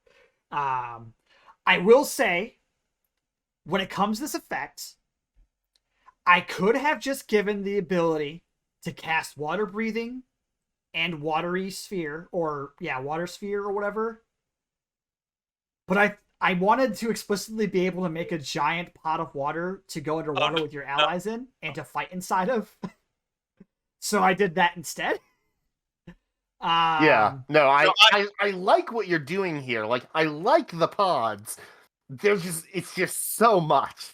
Yeah, it also it feels like I love this ability. Don't get me wrong. It's amazing, and I like just everything about it is really cool. Bring like allies underwater to fight with you. Like maybe taking out an enemy in order to get them out of the water, or let's say you want to catch like this really rare fish or something and transport it so that to a new location, something along those lines. I mean, that's I love all these things. I'm with you on that. That's pretty cool. I've been thinking of that. You can catch fish with this shit. That's dope. You gotta get 10th level barbarian to do it, so no one in the world's doing this besides you. But that's dope. Ultimate fisherman, though. Yeah. Okay, you're calling up my tree, but stop distracting me real quick. Fucking make you tsunami over here. But it's like I can't figure out a better way to put it other than just it doesn't feel like a barbarian ability, and it's restraining somebody. Yeah. If you don't care that it doesn't feel like a barbarian ability, that's fine. It feels off to me as a barbarian ability. I think it does because it restrains somebody. Yeah, I think it fits for a barbarian, but that wasn't my primary concern. What I will say is that my primary objective here was to create a way for this watery pod around your body to actually affect the outside world. And this was the main way I thought of doing it. And I think it works in a way that it benefits specifically barbarians in a good way. Yes. Which is what my goal was. Whether or not a player might feel like it's a barbarian-y thing to do, I'm not too concerned about. Because, for instance, there's some barbarian stuff where I'm like, that doesn't feel explicitly barbarian, and it doesn't have to. And that's true about every subclass. Like, there's plenty of subclasses out there where it's like, this doesn't feel like this class. And for this one feature, this subclass doesn't feel like this class. And I'm like, yeah, it doesn't have to. It's just one subclass feature. Right. Well, that's the thing. Like, that's kind of the point of the subclass, is to differentiate different barbarians in this case. And so, like, I think it's fine if one of the abilities feels kind of out of left field for a barbarian, because that's fine. That's what makes these barbarians different from totem barbarians or berserkers or like storm heralds. Like, yeah, this by no means, like, this ability would not turn me away from this subclass at all. It would just be one of those, it's just one of those things for where it made me think, like, I don't know if this feels barbarian-y, but once again, that's not going to turn me away from how amazing of an ability this is. I might just become, fuck, this is really cool. This feels strange that anger wanted- man gets, but One but thing I about think sorry, I don't mean to cut you off, but you've inspired me to speak. One thing that I always want to do when I make a martial subclass, and I kind of flip on this sometimes because sometimes I'll make a martial class where I'm just like, I just want to make a beast. I just want to make a guy who does damage and takes his hits. But now I'm at a point in my life, especially after seeing some of the release material and playing my character in my Pathfinder campaign, who had all these like sorcerer's bloodlines and stuff. I'm like, I want martial classes to have more magical effects that aren't just casting spells. And now, a lot of the abilities here are just replicating the effects of spells. And that's just because the designs for those abilities already exist in spells, so there's no reason for me to make it more wordy by just explaining exactly what a spell already does. So that's why Illusory Flow and Wrath of the Waves is that way. Amphibious Pods, like I said, it could have been me saying you can cast Water Breathing and you can cast Water Sphere. But then it's just too magical at that point. I want this to be something ingrained in the barbarian's body. Kind of like the beast's barbarian, where it's like they inhabit the beast. That it gives them some sort of control over the world beyond their own body. And that's what my goal is when I make a lot of martial subclasses now, is I want them to give some sort of interesting variety in actions that they can't just get by swinging a weapon around. And that's the main objective of the pods and the Illusory Flow and the Wrath of the Waves. Really the only things that go straight into this is Barbarian are the membrane abilities, which I like. But the real juice for me on this subclass is those 3 abilities, because I like the idea of the Barbarian having that influence in the world beyond combat. And I think more martial classes should have that variety in features. Can I ask what your choice between benign and malign pod and why? You mean the names? Yes. Because I was using benign for the name of the good pod, because it was like the most obvious word, and then I was like, fuck, what's like the opposite of benign? It's not malign. You can be maligned to do something, but there's not malign. And then I looked it up, and there was malign, and I was like, I guess that works. I could literally change these words to anything else, and it wouldn't matter to me. The usual word for the opposite of benign is malignant. So yeah. I looked up, malignant in the sense of like a tumor, and that's what I was thinking of. But like malignant pod, it just didn't seem to fit to me for some reason. Malign pod doesn't fit to me either. Malignant pod just sounds too much like a tumor. Like, yeah, that's exactly what I was feeling. So I could 100% look to change these names. Like, did you have a suggestion of a better name, Zach? I don't. I was just wondering. I thought you had more behind it, honestly. No, I was literally just thinking, so I make good pods and I make bad pods. How do I differentiate these? Because the way I was wording it originally was that you just made a pod, and the effect changed whether or not you were attacking an ally or an enemy with it. But then I was like, no. It just should be effectively 2 different features that have similar effects. Because that way, the reason this is so wordy in the first place is because I wanted a wordy but compartmentalizable ability, so that anybody who got this feature could be like, yes, I have either a benign pod or malign pod, and they have these different effects. Instead of having one ability and having to think about tracking what type of that ability they were using on one or another, or one different creature or another. Which is why I made the pods such different sizes and have different movements and stuff, so that when someone thinks about this feature, they can think about it more as 2 different features than thinking of it as one feature that has 2 different effects. Which it is verbally that, but I think if a player uses this ability or reads it for the first time or like thinks about it, they can think of it as 2 different abilities at once, which is what I wanted. Which is why it's as wordy as it is, to be honest. It's definitely something that would take someone who really wants to get into like the best usage of it to like really test how broken it could be. Yeah. Because the restraining does seem like quite a bit. If you're fighting somebody in water, like this person in water, that's fucking scary. Yeah, it is. That's kind of the whole point, and I love it.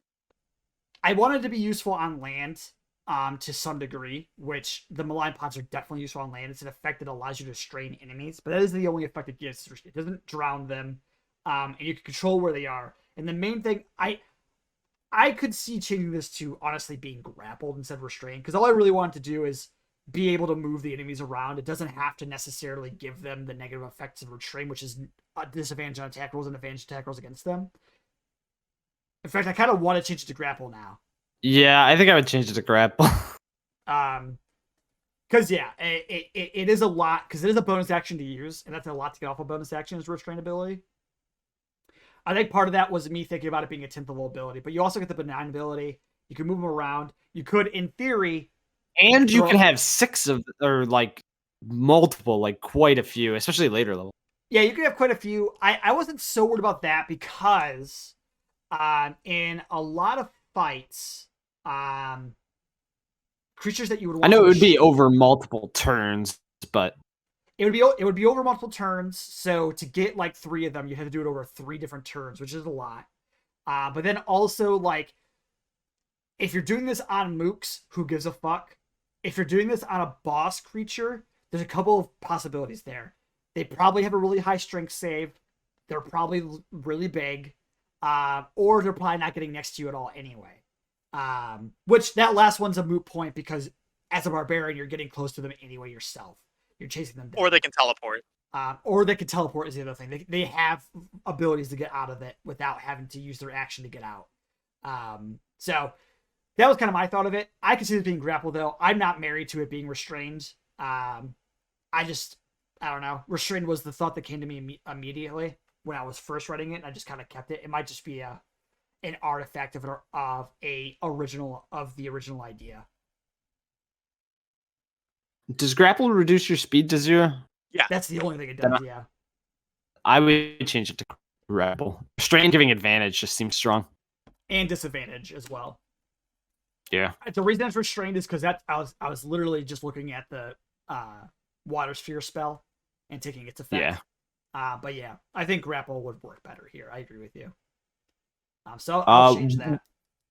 One thing I really like is the definite and cool synergy between illusory flow and the second part of hyperactive membrane. Yeah, I was really excited about that. When I made the illusory flow, I was like, this gives a really cool ability for barbarians to do outside of combat, right? They could go invisible and, like, go sleuth around and stuff. They're probably not particularly stealthy, but they could do it. But then I was like, what is the ability of them using this in combat? Well, I don't want them to just take advantage of that immediately. So they can get 1 attack off at advantage, and that's it. But then I was like, but what more can we do with that? So when we made a hyperactive membrane, I was like, I think it'd be cool to be able to like invisibility being a core part of your rage. So I was like, yeah, if they have that ability, they can just like get it back at the end of each of their turns. So they don't get the full ability. They can't get a full round of attacks with the invisibility effect, but they can get 1 attack off and then become invisible at the end of their turn. What's also cool about it is that they can attack of opportunity somebody, become uninvisible, so that creature then is aware of their presence and then has to then decide whether or not they want to stay next to the barbarian or go to where they were originally going to go, because it could change that creature's train of thought when the barbarian attacks them out of nowhere, which I thought was fun. But yeah, I had an idea, but I completely lost my train of thought when the stream went down twice. Oh, I'm sorry, man. It's fucking up for some reason. I don't know. Well, and I keep having audio issues in Discord. Like, you guys, like, your voices are getting like super compressed and then drawn out. So like, I don't know what the hell's going on. I think it's a little bit from you guys, but maybe that's probably just a Discord thing then at that point. But yeah, you guys have any more thoughts on this one? No. Yeah, I knew amphibious pods would be the biggest selling point. I will say. Wait, I remember the thing I was going to say. So, for hyperactive membrane, for the second half of it, how it interacts with your invisibility, it feels a little weird to me that you're getting like your first attack every turn with advantage. then you've got this weird tension with reckless attack where it's like, well, I already took one attack with advantage. Is the second one worth it? Because like reckless attack then only is doing anything on your second attack, but then you're still getting the full round of people being able to attack you with a straight roll, even though you're invisible. So Here's the trick. I don't think it's wrong. It feels weird. The trick to me on this is you always reckless attack when you have invisibility on, because at the end of this turn you're going invisible again, and you're going to cancel out the advantage they have on you. Right, that's the thing. So it'd just be a straight roll despite them attacking an invisible target, which I don't think that's a problem. It feels weird to me that like there's that slight tension of, well, reckless attack isn't as good anymore, so I think reckless attack is even better with this. I think this buffs reckless attack. You're getting advantage on the first attack either way, though. So there's two benefits here. One, if you're invisible like this, like I said, you should always reckless attack, because it negates the downsides of reckless attacking. Because at the end of your turn, you go back to invisible. So that's one thing that makes. But it doesn't completely negate it, because if you didn't reckless attack, then you're invisible and they have disadvantage to attack you as opposed to a straight roll. Right, but it lowers the deficit you get from using reckless attack. Sure. The other thing is that you can use this on when you attack as a reaction, as an opportunity attack, which you don't get reckless attack on anyway. Sure. Nothing for the reactions. It's fine. I dislike that on your turn, reckless attack only gives you half as much now. I don't see it that way. I don't know. I don't see it from that perspective. Like I get what you're saying, in that Barbarian only takes 2 attacks, and with this, one of their attacks will always be at an advantage. But while that is the case, the reckless attack will give you the advantage in the second attack, and you will get the straight rolls later on, which I think is a good enough trade-off for only getting one additional attack with advantage. I don't know. It feels weird to me that your 14th level feature is making your like 3rd level feature weaker.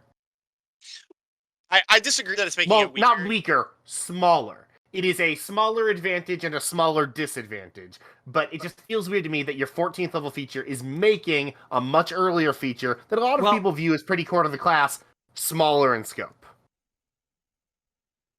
It is smaller in scope. I'll agree with that. I won't agree that it's weaker, but it is smaller in scope.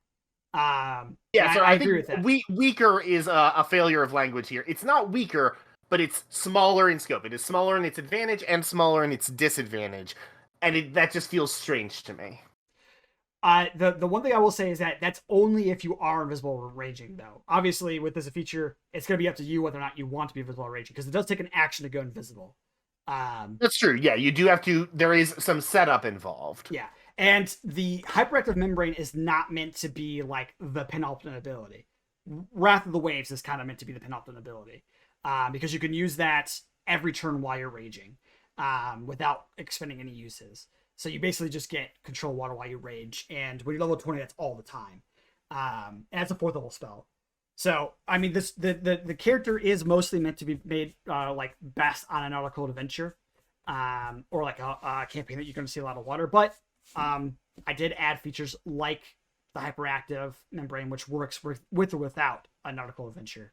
And I agree with you. It does decrease while you're visible. It decreases the amount. I could see perhaps adding a little something on that to like sweeten the deal a bit.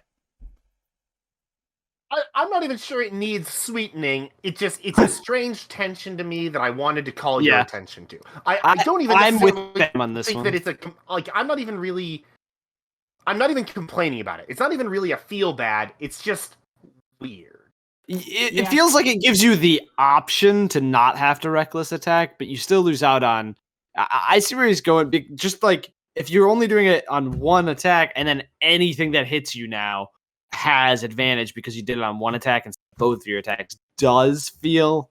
Well, no, that's not the issue, because what happens is you have advantage on that first attack because you're invisible. So then if you reckless attack, you have advantage on the second attack but then at the end of the turn, you go from being invisible. You go from being visible to invisible again, and because you reckless attacked, it is now a straight roll rather than it being disadvantage because you're invisible or advantage if you were visible. Yeah, that's Adam recognizes that, and that's what he's saying is that like. No, I'm saying it this. I'm saying this to Zach.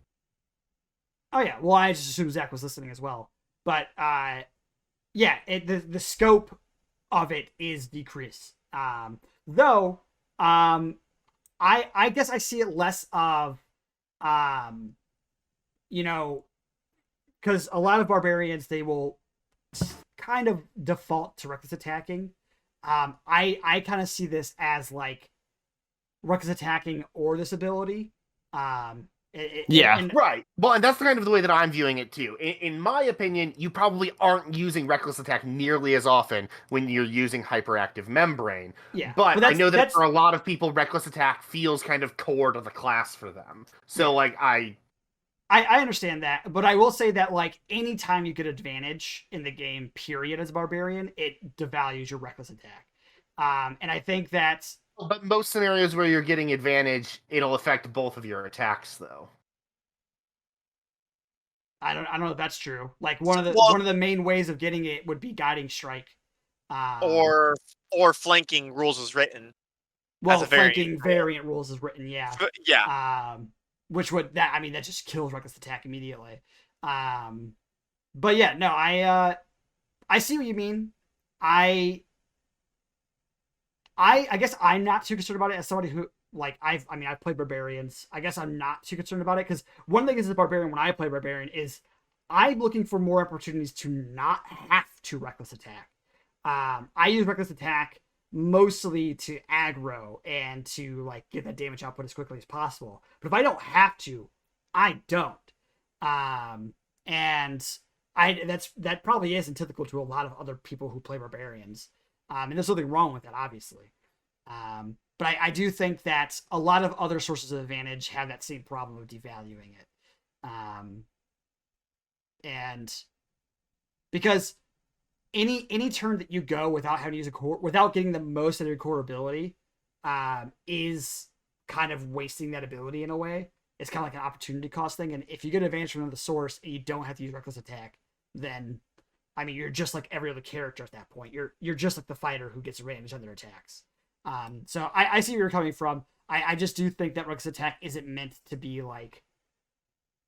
I don't know if reckless attack is meant to be like the core thing barbarians do. In my experience, but that might not be true for everybody else, and I can understand that. I think from my perspective, rage is the core thing. Just obviously reducing damage and all that stuff. And I think that you want to try to kind of supplement that with whatever that you can. Whether it's getting additional movement so you can be in the thick of it like more, whether it's hey, I'm going to, draw aggro because I am causing everyone to have advantage because I'm recklessly attacking. I think you want to try to supplement things like that. I think with hyperactive membrane, with this invisibility illusory flow, obviously you are raging while you're doing it, but I think that might just a little bit kind of subtract from it because you are then not pulling aggro anymore. And I think to be noted, this subclass is meant to be more defensive than offensive. Like this is not meant to be like a berserker. This is built to be more defense. Yeah, if you're a barbarian going invisible, tactical barbarian. Yeah. If you're going invisible in general, you're not really looking to be aggro. That is true. But what this does do, and I disagree with you about this, about it not allowing to be aggro though. What this does do is create an element on the battlefield for your enemies of a creature who goes in and out of invisibility, which I think draws aggro. Because you're gonna want to fucking nip that in the butt as quick as possible. Because that's the thing. Like as a player character, dealing with that kind of ability on the battlefield is like, oh, this is a very high priority target. Like, why would you reckless attack if you get advantage? That's what we're talking about. And you would reckless. So one of the reasons you might reckless attack is to get advantage on that second attack.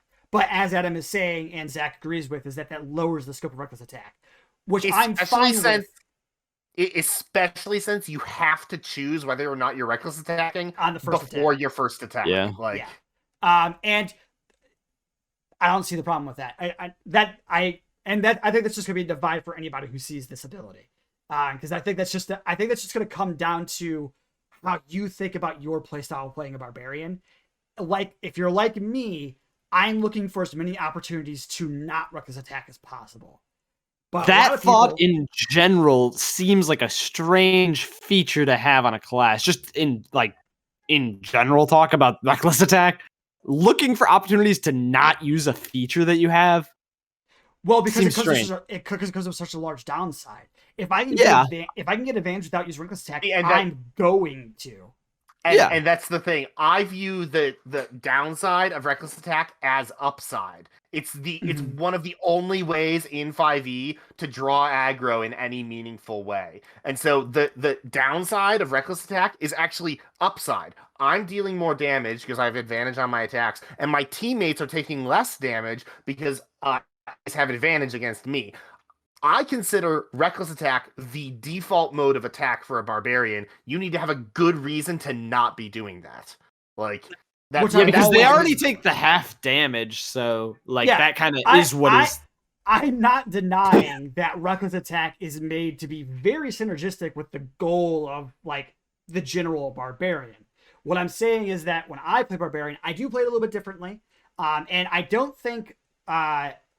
If there are opportunities to get advantage that aren't reckless attack, I don't think it's weird for someone to look for those. I don't think it's weird. Like if the opportunity presents itself, like if a cleric hit an enemy near me with guiding bolt, sure, I might spend the turn focusing on that enemy instead.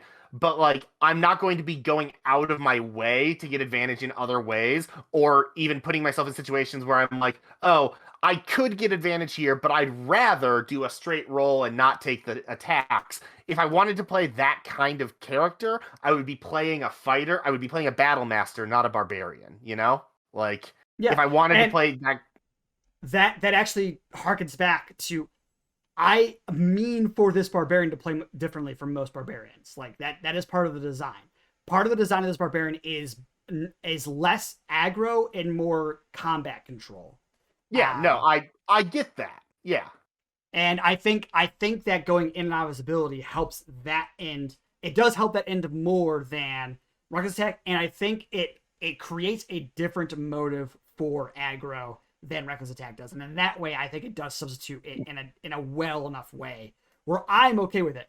I could definitely see why some people would see that fault. What if you just gain reckless attack when you do it? Gain the effects of reckless attack? No, I think that complicates it just a little bit too much, and I think the whole fucking thing's complicated. That's fair. That's all the more reason not to add any more complication. Yeah. This is too much ketchup. Let me put more ketchup on it. Hey, it's not broken. It just lacks duct tape. I like the ability as is. I didn't mean to start a 30-minute argument. I just wanted to raise the idea that it's a little weird. This is the shit that we talk about. All right? You guys get on me about talking about wording and talk about this and that. This is the shit. This is what we talk about here. We talk about how does this synergize with the ideas of how people play these characters? How does it synergize with existing features in the game? How does it synergize with the way the game is designed? That's what we're here for. And I mean, I'm glad that we were able to have this much conversation about it. I just want to see what Kurt said here. I don't think this is really a problem. It just gives flexibility with using it or not using it. I agree with that. But I 100% see. When we first started, I said I don't see your perspective at all on it.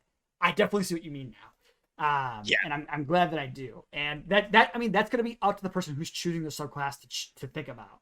Oh, absolutely. Yeah. Well, and I think this is not the kind of barbarian where you're just swinging your axe twice a turn, chopping enemies into mincemeat. Yeah, that's true. This barbarian requires a little bit more tactical thought about how you're playing each round. Yeah. So I think that's totally fine.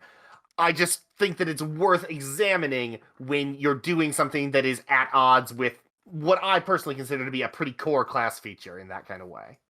Yeah, for sure. And yeah, Kurt does mention I've seen other subclasses that make features of class less valuable. That is true, though. That is something I'm generally averse to. I really don't want to make core class features less good.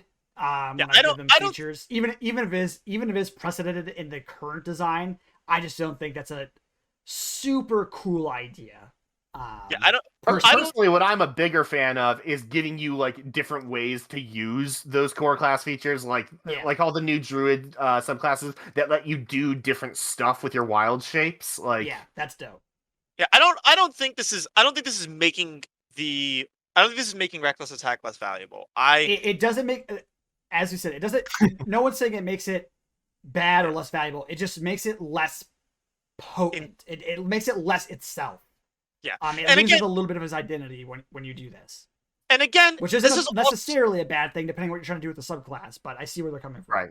This is also the 14th level ability. So for 13 levels, you still can get that traditional reckless attack rage. I think that only makes it weirder, though. If this was an ability that you got earlier on, then it's like, okay, I've always got this tension going on. I've got, from 4th level moving forward, this tension of, am I using reckless attack or am I not using reckless attack? The fact that you get it at 14th level means that you've spent, like, 12 levels using reckless attack, as you might as a normal barbarian, to introduce this tension later on.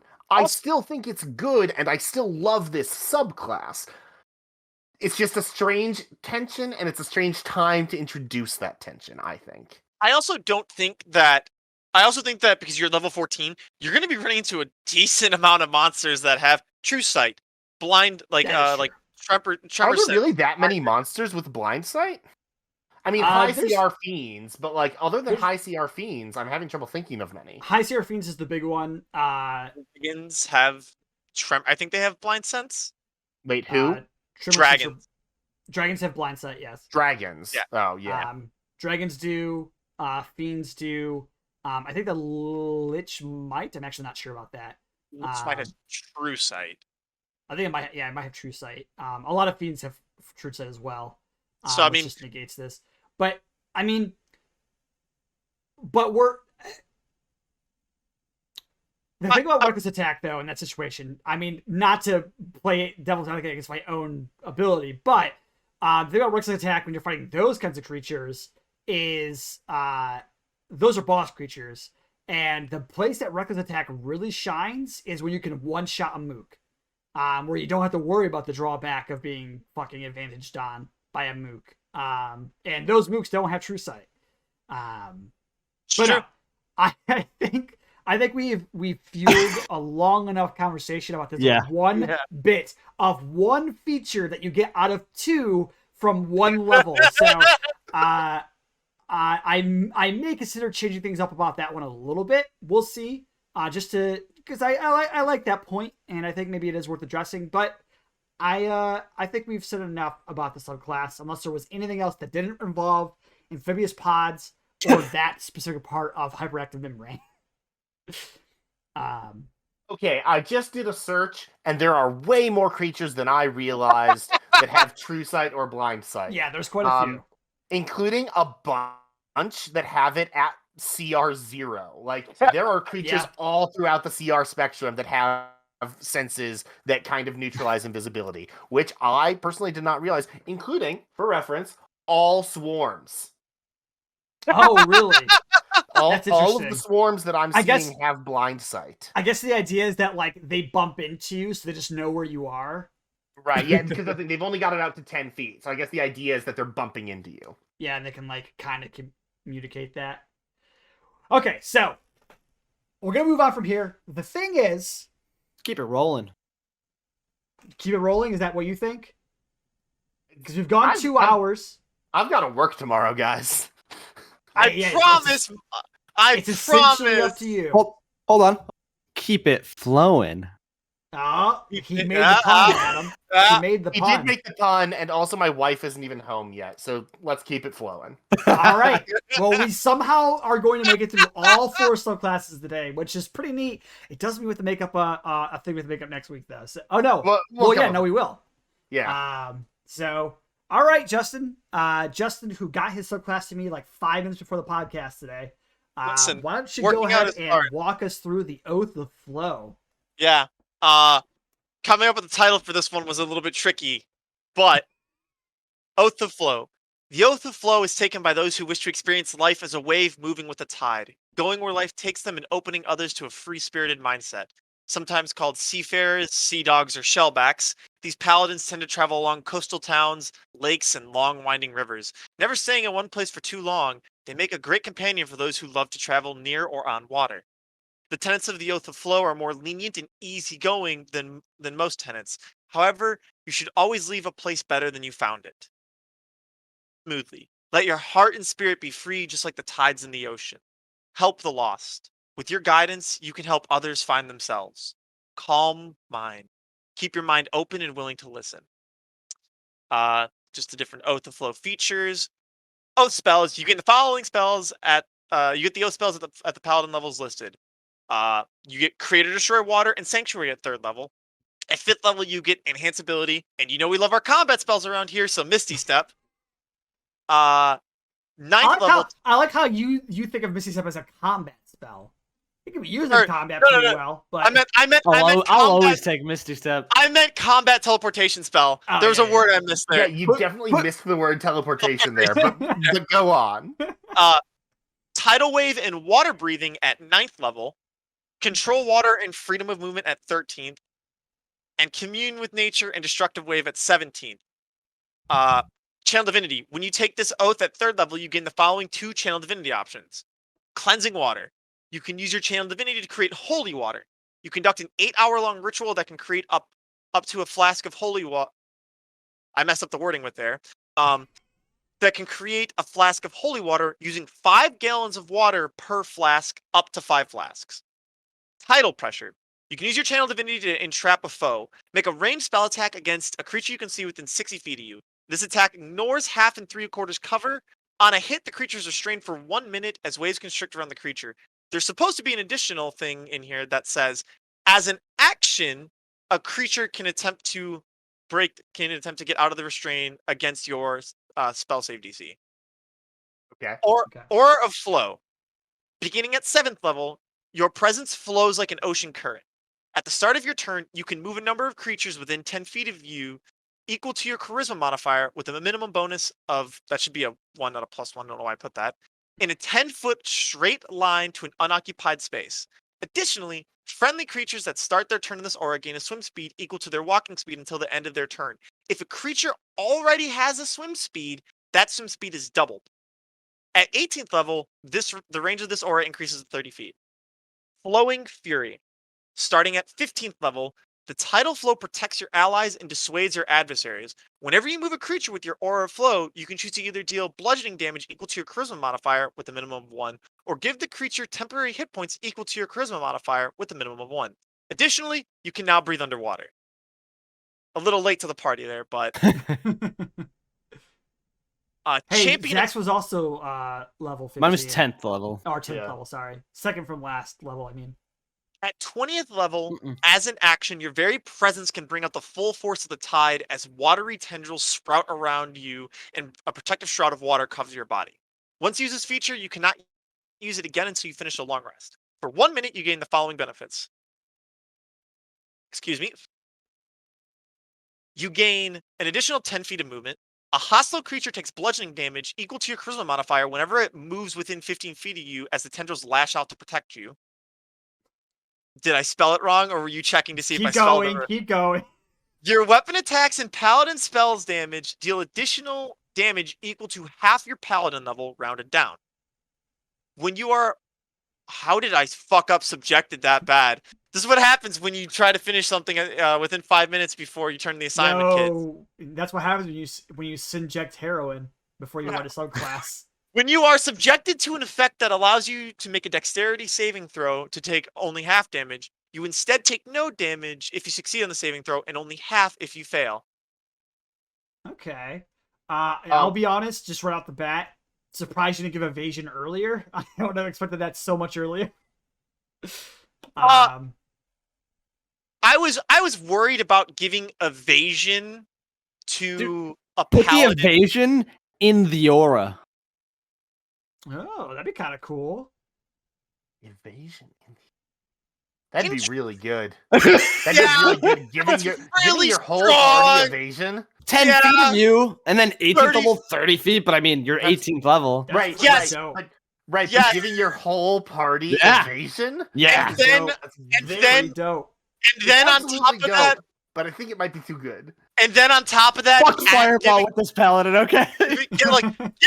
giving them an additional, benefit to their save with your charisma bonus, and then just evasion in general.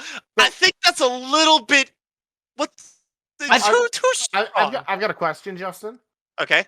For your channel divinities, you say that cleansing water takes 8 hours to do. What is the action for tidal pressure? Is it an action? Is it a bonus action? It's supposed to be an action. That is my mistake. Okay, cool. I figured it was supposed to be an action, but I wanted to check. So, For Aura of Flow, is the intention that you can move the creatures in any direction, or do they all have to move in the same direction? Oh, you can move them in a straight line in any direction. So target A, I can make them go like north 10 feet, but target B, I can make them go like east 10 feet. That one's insane to me. That's a That- lot of movement at level 18. That's- Just like, okay, all right, what am I gonna do here? no, And also moving. I thought of that. That's why I capped it with a minimum of 5. So maximum. it's 5. still maximum of my mistake, yeah, or 6 if you find a tome or have another way to improve your charisma modifier.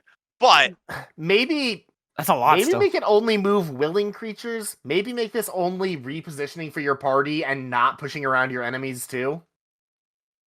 I thought about that, but I really just enjoy kind of the fact that like the way that like you're kind of controlling the tide, and 10 feet, while in total that is, Suggestion, and this is wild, but suggestion, because this happens at the start of your turns, what you can do is make a essentially a ranged spell attack for the paladin, just one, and for each creature it hits, they can move them.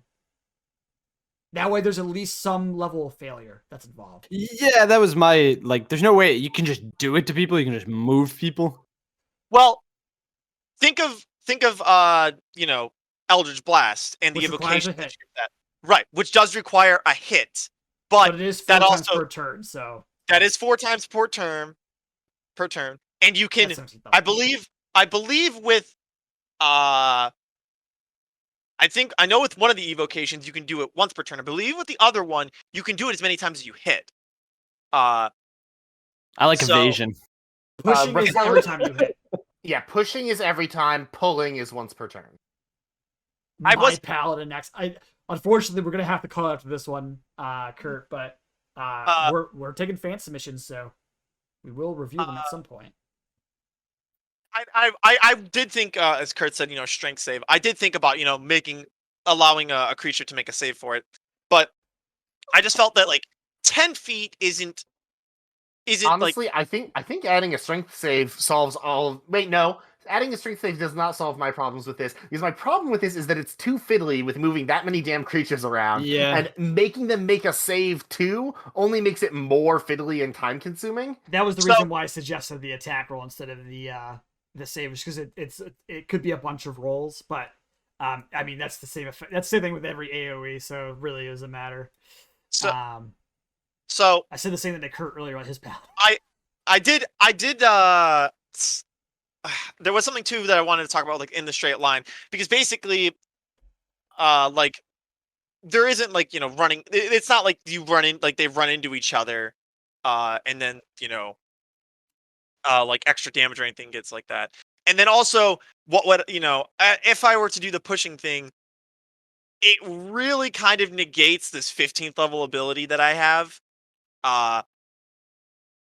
which admittedly it's about kind of repositioning and moving creatures around. It is going to kind of be I'm trying to remember what you had said, Adam, about it in terms of Really? yeah. Fiddly and time-consuming were my complaints. But So that makes me even more concerned. Honestly, the 15th level Yeah, that's ability the just fact- does damage to people. You can move no matter what. that's the thing. You move them for free. You deal damage to them for free. They have no save to prevent the movement or stop the damage. I like the theme of this, but I think that ability is just doing too much. see, the reason that I wasn't too concerned about the damage amount is because it's 15th level and it's 5 points of damage. No, the damage is not that much. It's just the principle of the thing that there is no way for them to prevent any of this effect, and you can just keep moving them out of range. Like for example, let's say you're a paladin with Sentinel. Every turn, move every enemy like 5 feet away from you. They take charisma mod damage and then have to re-enter your reach. Like, Well, you only be or able not to. Sentinel, Polearm Master. I mean, Hello, Abe. Hey, so much for the follow. Well, again, you're only going to be able to hit one person with that. what do you mean one person with that? You Only- can move a number of creatures with your flow No. up to. But you're talking about like Sentinel and Polar Master. You're only going to be able to hit one target. The principle of the thing is that you get to like force that situation on them, no save every turn. Yeah, so imagine this being used on you if a DM put this ability on an NPC in the game. How bad would it feel to just be moved around all the time with no chance of doing anything about it? Sean's looking around because I'm pretty certain this has happened in his campaign already. I'll be honest, Zach. If I was the player and that was happening, I'd think it's dope. I'm gonna be honest. And this would piss me off to no end. Like, I think you guys are I do not think you guys would hate this as much as you think it would. The damage with the movement maybe, but I really don't think the movement would piss you guys off as much as you think as you're saying it will. I'll be honest. Look, there's been a number of times where I've introduced abilities against you guys that I was like, this might suck, and you guys are like, that was really cool, that was really dynamic, and I think this would grant some dynamics to the game. Now, do you think it's much for a paladin aura? Yes. Is it too much for like a CR17 monster? Absolutely not. I think this is totally in line with the CR17 monster. Fucking monsters do crazy ass shit. Fucking Banshee, you fail at save, you just go to 0. That's it. You're done. the thing is, that pisses me off too. That one's dumb. That one's dumb. That is a case where appealing to existing 5e design, I do not think is much of a defense. Yeah, that one sucked. But it's just an example of like how crazy monster abilities can get.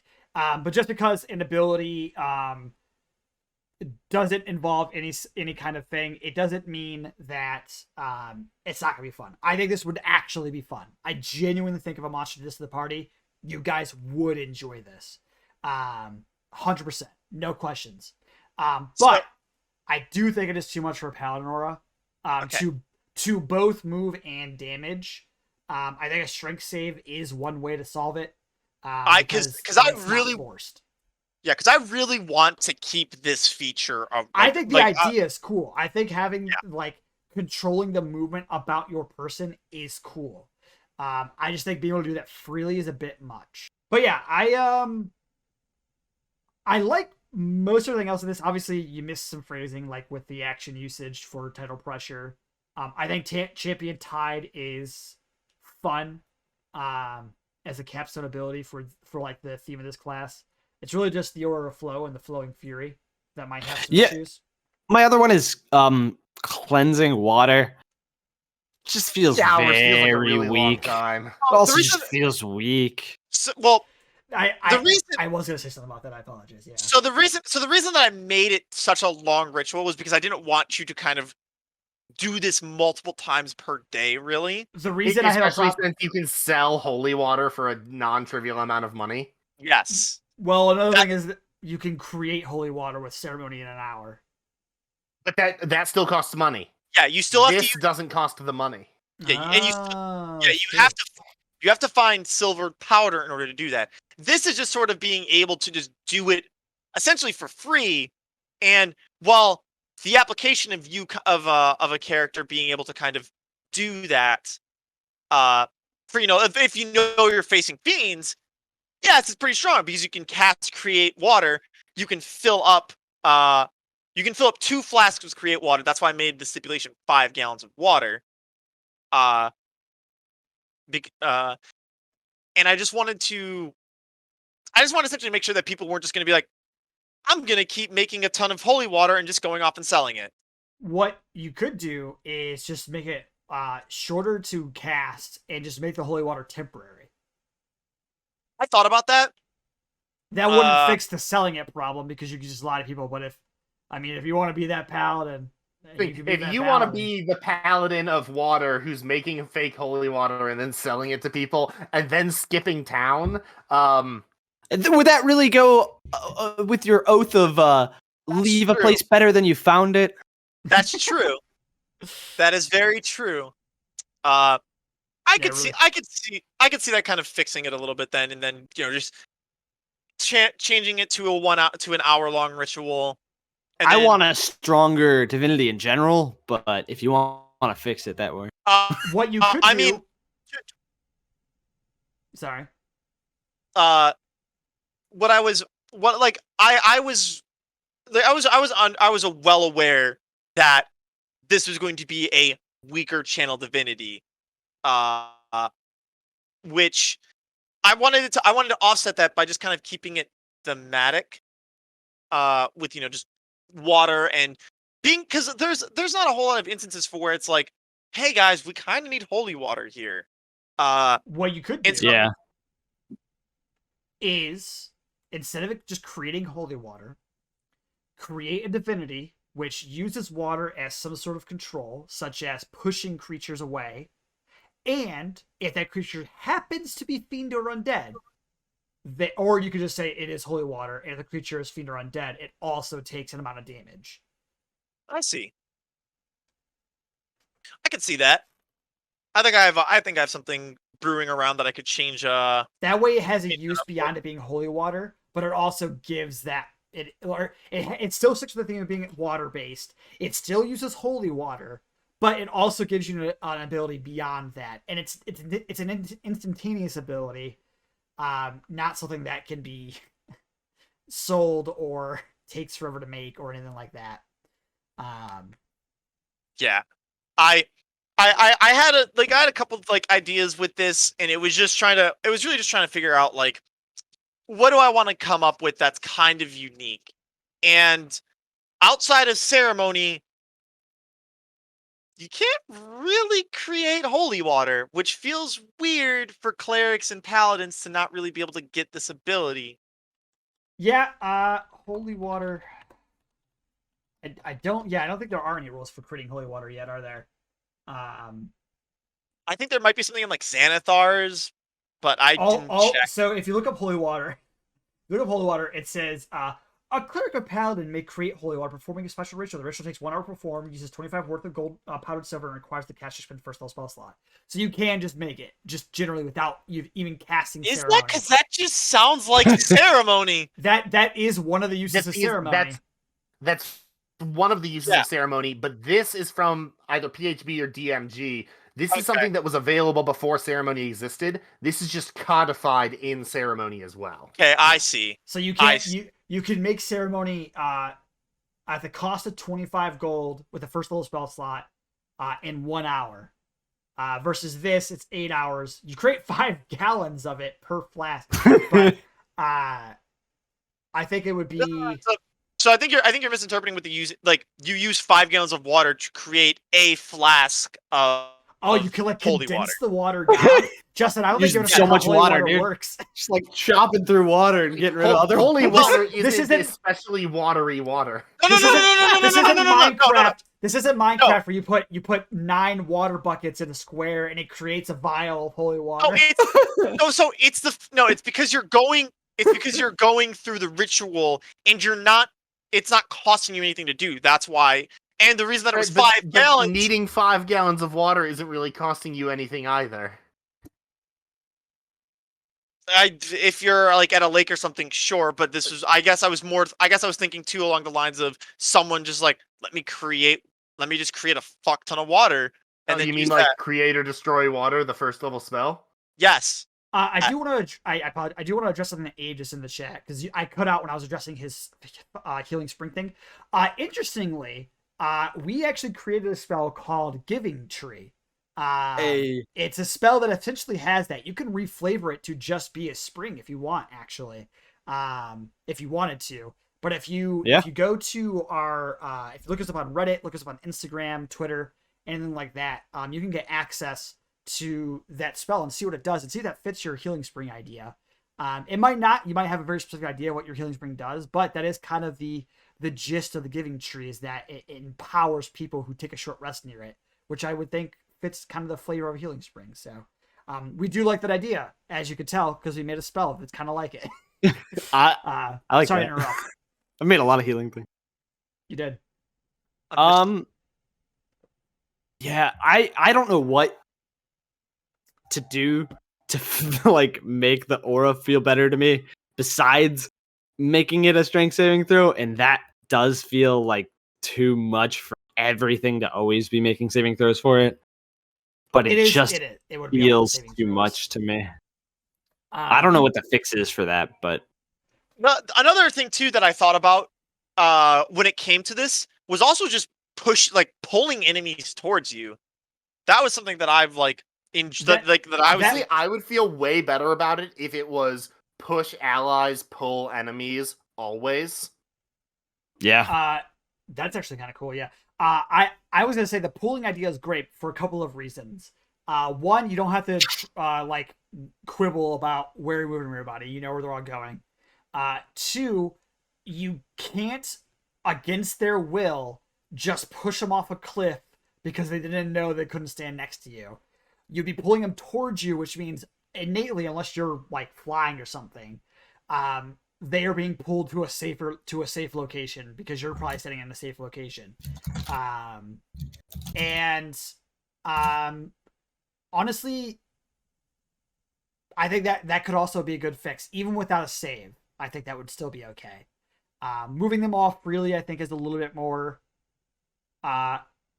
clunky. So would it be better if I changed it to you can choose to push or pull a creature 10 feet? No, pulling enemies, pushing allies. The reason not push or the pull. The issue with allies and enemies, though, is because those aren't actually defined terms. Enemy just means creatures of your choice that you want to harm, and allies just means creatures of your choice that you want to buff. That's just what those mean. So, like, saying enemies and allies, it's like, so if the paladin wanted to push someone, could they just not consider them an ally anymore, or pull someone? Like, those are meta terms that we understand because of the context. But for a ability like this, let's talk to Kurt. This is so weird. Let's talk to Kurt about this exact same thing earlier. Because this is a passive ability and you're not choosing your targets, those words kind of lose their meaning. And there could be situations where you don't want to do that to an ally or don't want to do that to an enemy. Whereas, for instance, the saving throw thing for Paladin, which says allies can get a bonus to your saving throw, there's not really going to be that many situations where you want your enemies to be making their saving throws. So it's okay to say allies in this situation because you don't really need to pick and choose because you know who you want to save and stuff. Yeah, I believe the specific term that they use in the book, I think they use like non-hostile creatures. I believe that's the term. Or you and not hostile is something that is explicitly defined in the game, though. That could also work, but because that's something the paladin doesn't have control over. They don't designate who's hostile and who's not. They just either are or they aren't. Well, right, and like looking at in the PHB ones, you and friendly creatures within 10 feet of you. So they usually use that. But considering that they use allies in some other places. True. But considering that this is affecting both allies and enemy, or could affect both allies and enemies, I think add a strength saving throw for it, and then either pushing or pulling. You choosing either if you push or pull, and obviously, an ally can, if an ally doesn't want to, they can try to make the save, or they can always just fail to save willingly. So push or pull all creatures? I Or think just I think creatures of your choice. Because I think you should. I think pooling all creatures is one way to do it. I think pushing all creatures is one way to do it. Maybe even going back and forth. But when you do that and then also can choose who you do it to, then it becomes a little bit weird. Because the problem with controlling that many creatures for this, one of the reasons was because you could just move them anywhere you want, and that's clunky. But the other reason is that if you're just pushing all creatures always without a save, you could just push a creature to its death, and they get no choice in the matter. What if it's difficult terrain? And as they walk through your aura, they take damage at the 15th level? That could work, but I know it's not going to fit for what Justin's idea of the class is. He wants flow. He wants things to move around, and difficult terrain would be pretty much the opposite of that. But here's an idea. What if allies who are within your aura, who start to turn your aura, have their, I was gonna say their speed level, but that's actually the aura. I was gonna say the Oath of Glory already does that. Yeah. Damn. I think I got a decent idea. Maybe it could just be something as simple as allies in your aura are not affected by difficult terrain. I was gonna say allies in your aura can't have their movement reduced. That's even better. I think that's really good. Not having your movement reduced feels super niche. Well, I mean, you can't be restrained. You basically get the effects of like freedom of movement. Freedom of movement. You can't be affected by stuff like Ray of Frost. There's a number of things that can reduce your movement. Now,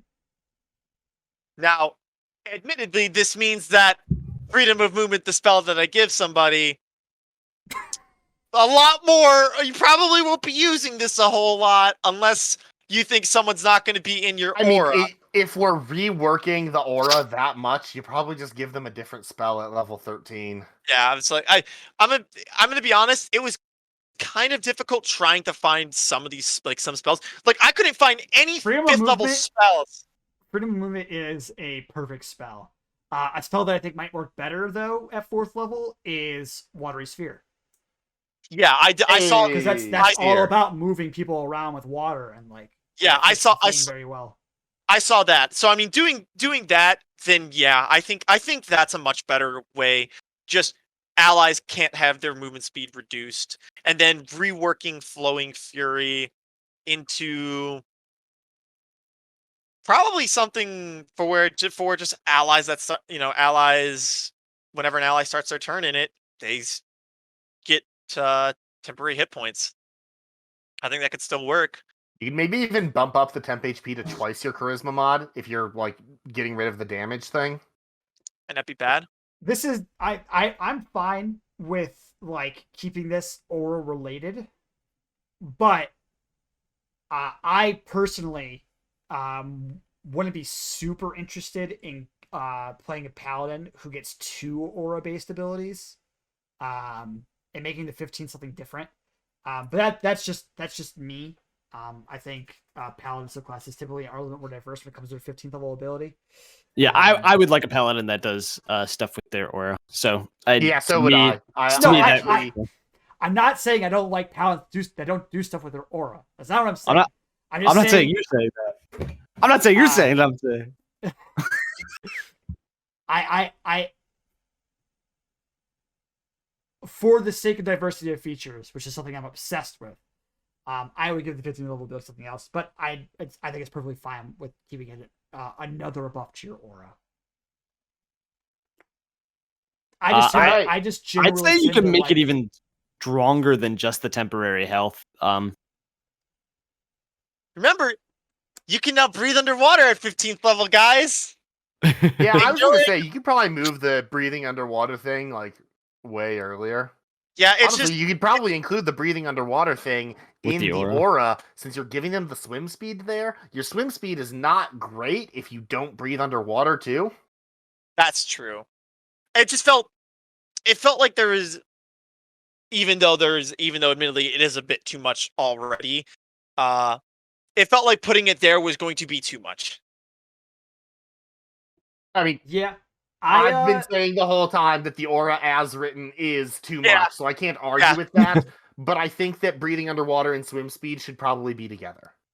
And if that was the case, I could, because like if that's the case, potentially I could change from water breathing to water walk.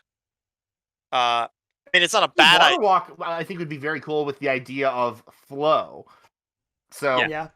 I like the idea of like, being able to give other people just the capability of breathing underwater. But if we include that in the aura and then give them water walk, I think that's cool.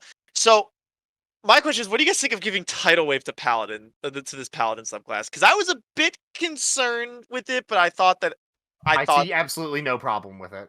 Literally, when it comes to these oath spells, the only thing I care about is they flavorly fit. I have no care for the balance whatsoever. Yeah, I love Destructive Wave. I'll tell you that. I looked it up immediately. That's dope. Yeah, that is a non-RD spell, so I'll have to take a note of that. But yeah, that's a spell from Wild now. What I will say, actually, on the note of the oath spells, just as a general statement of my opinion, if the spells are balanced by their spell level already, I don't have to worry about whether or not it's balanced to get them. Yeah.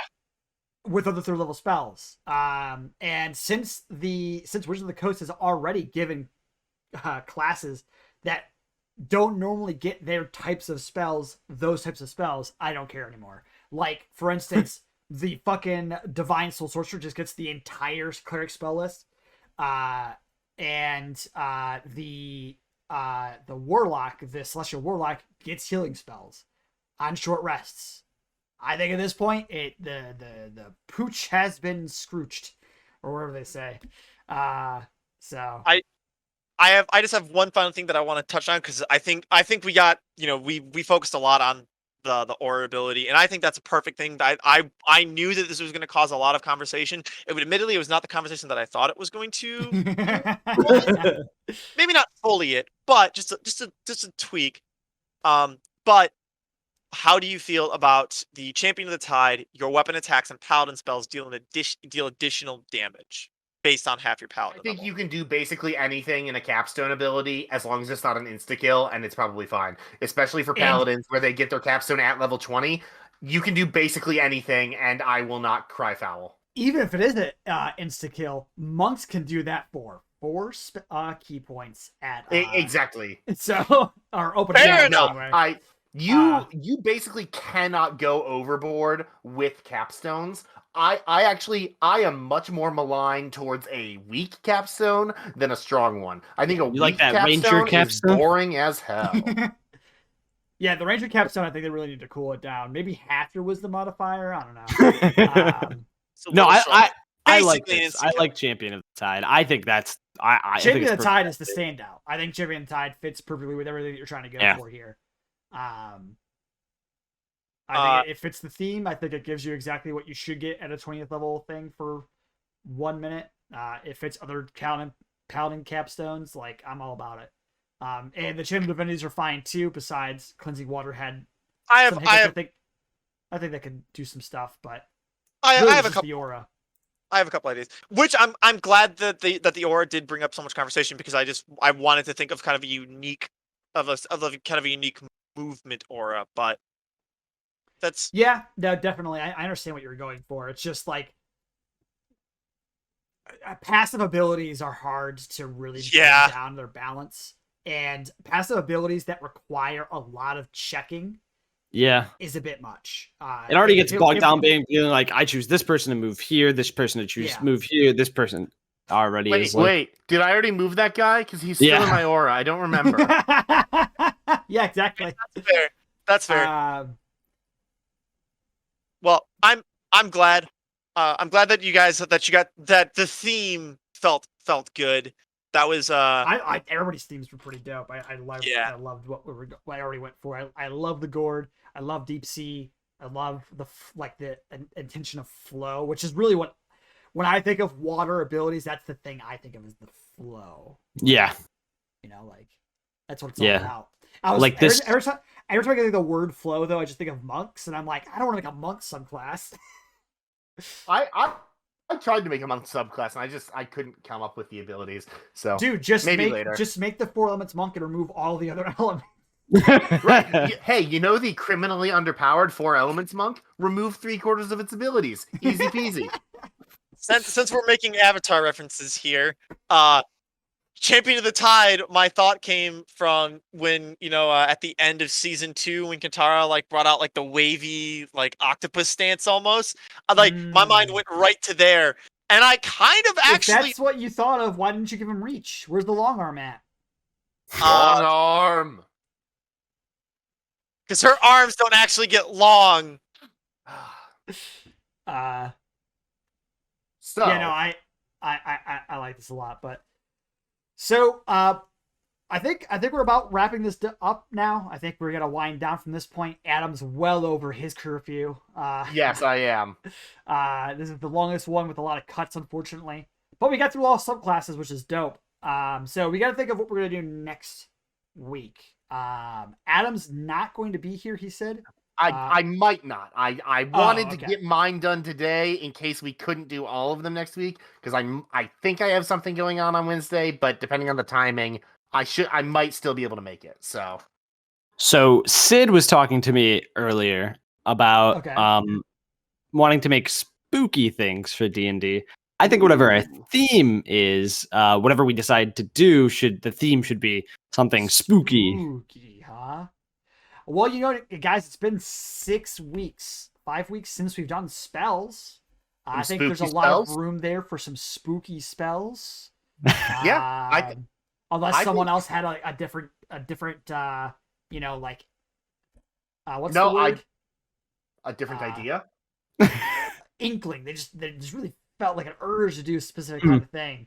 No, I'm good with spooky spells because I didn't think we were getting through all these subclasses today, so I did not think of a different theme. So Yeah.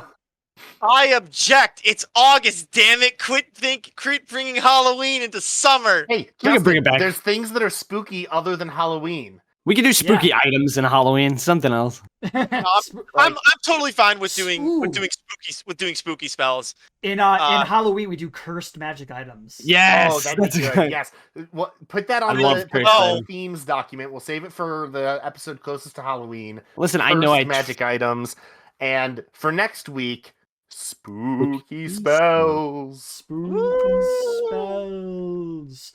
Before we sign off, I just want to double check our chat, see if our chat had any ideas, just real fast.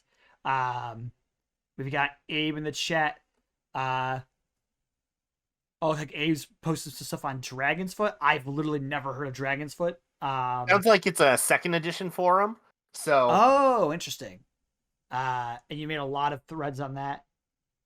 Hey, if we do exclusively 5e stuff here, unfortunately. But if you did want to send anything to us to review, we've got a couple of people who have actually wanted to review some stuff.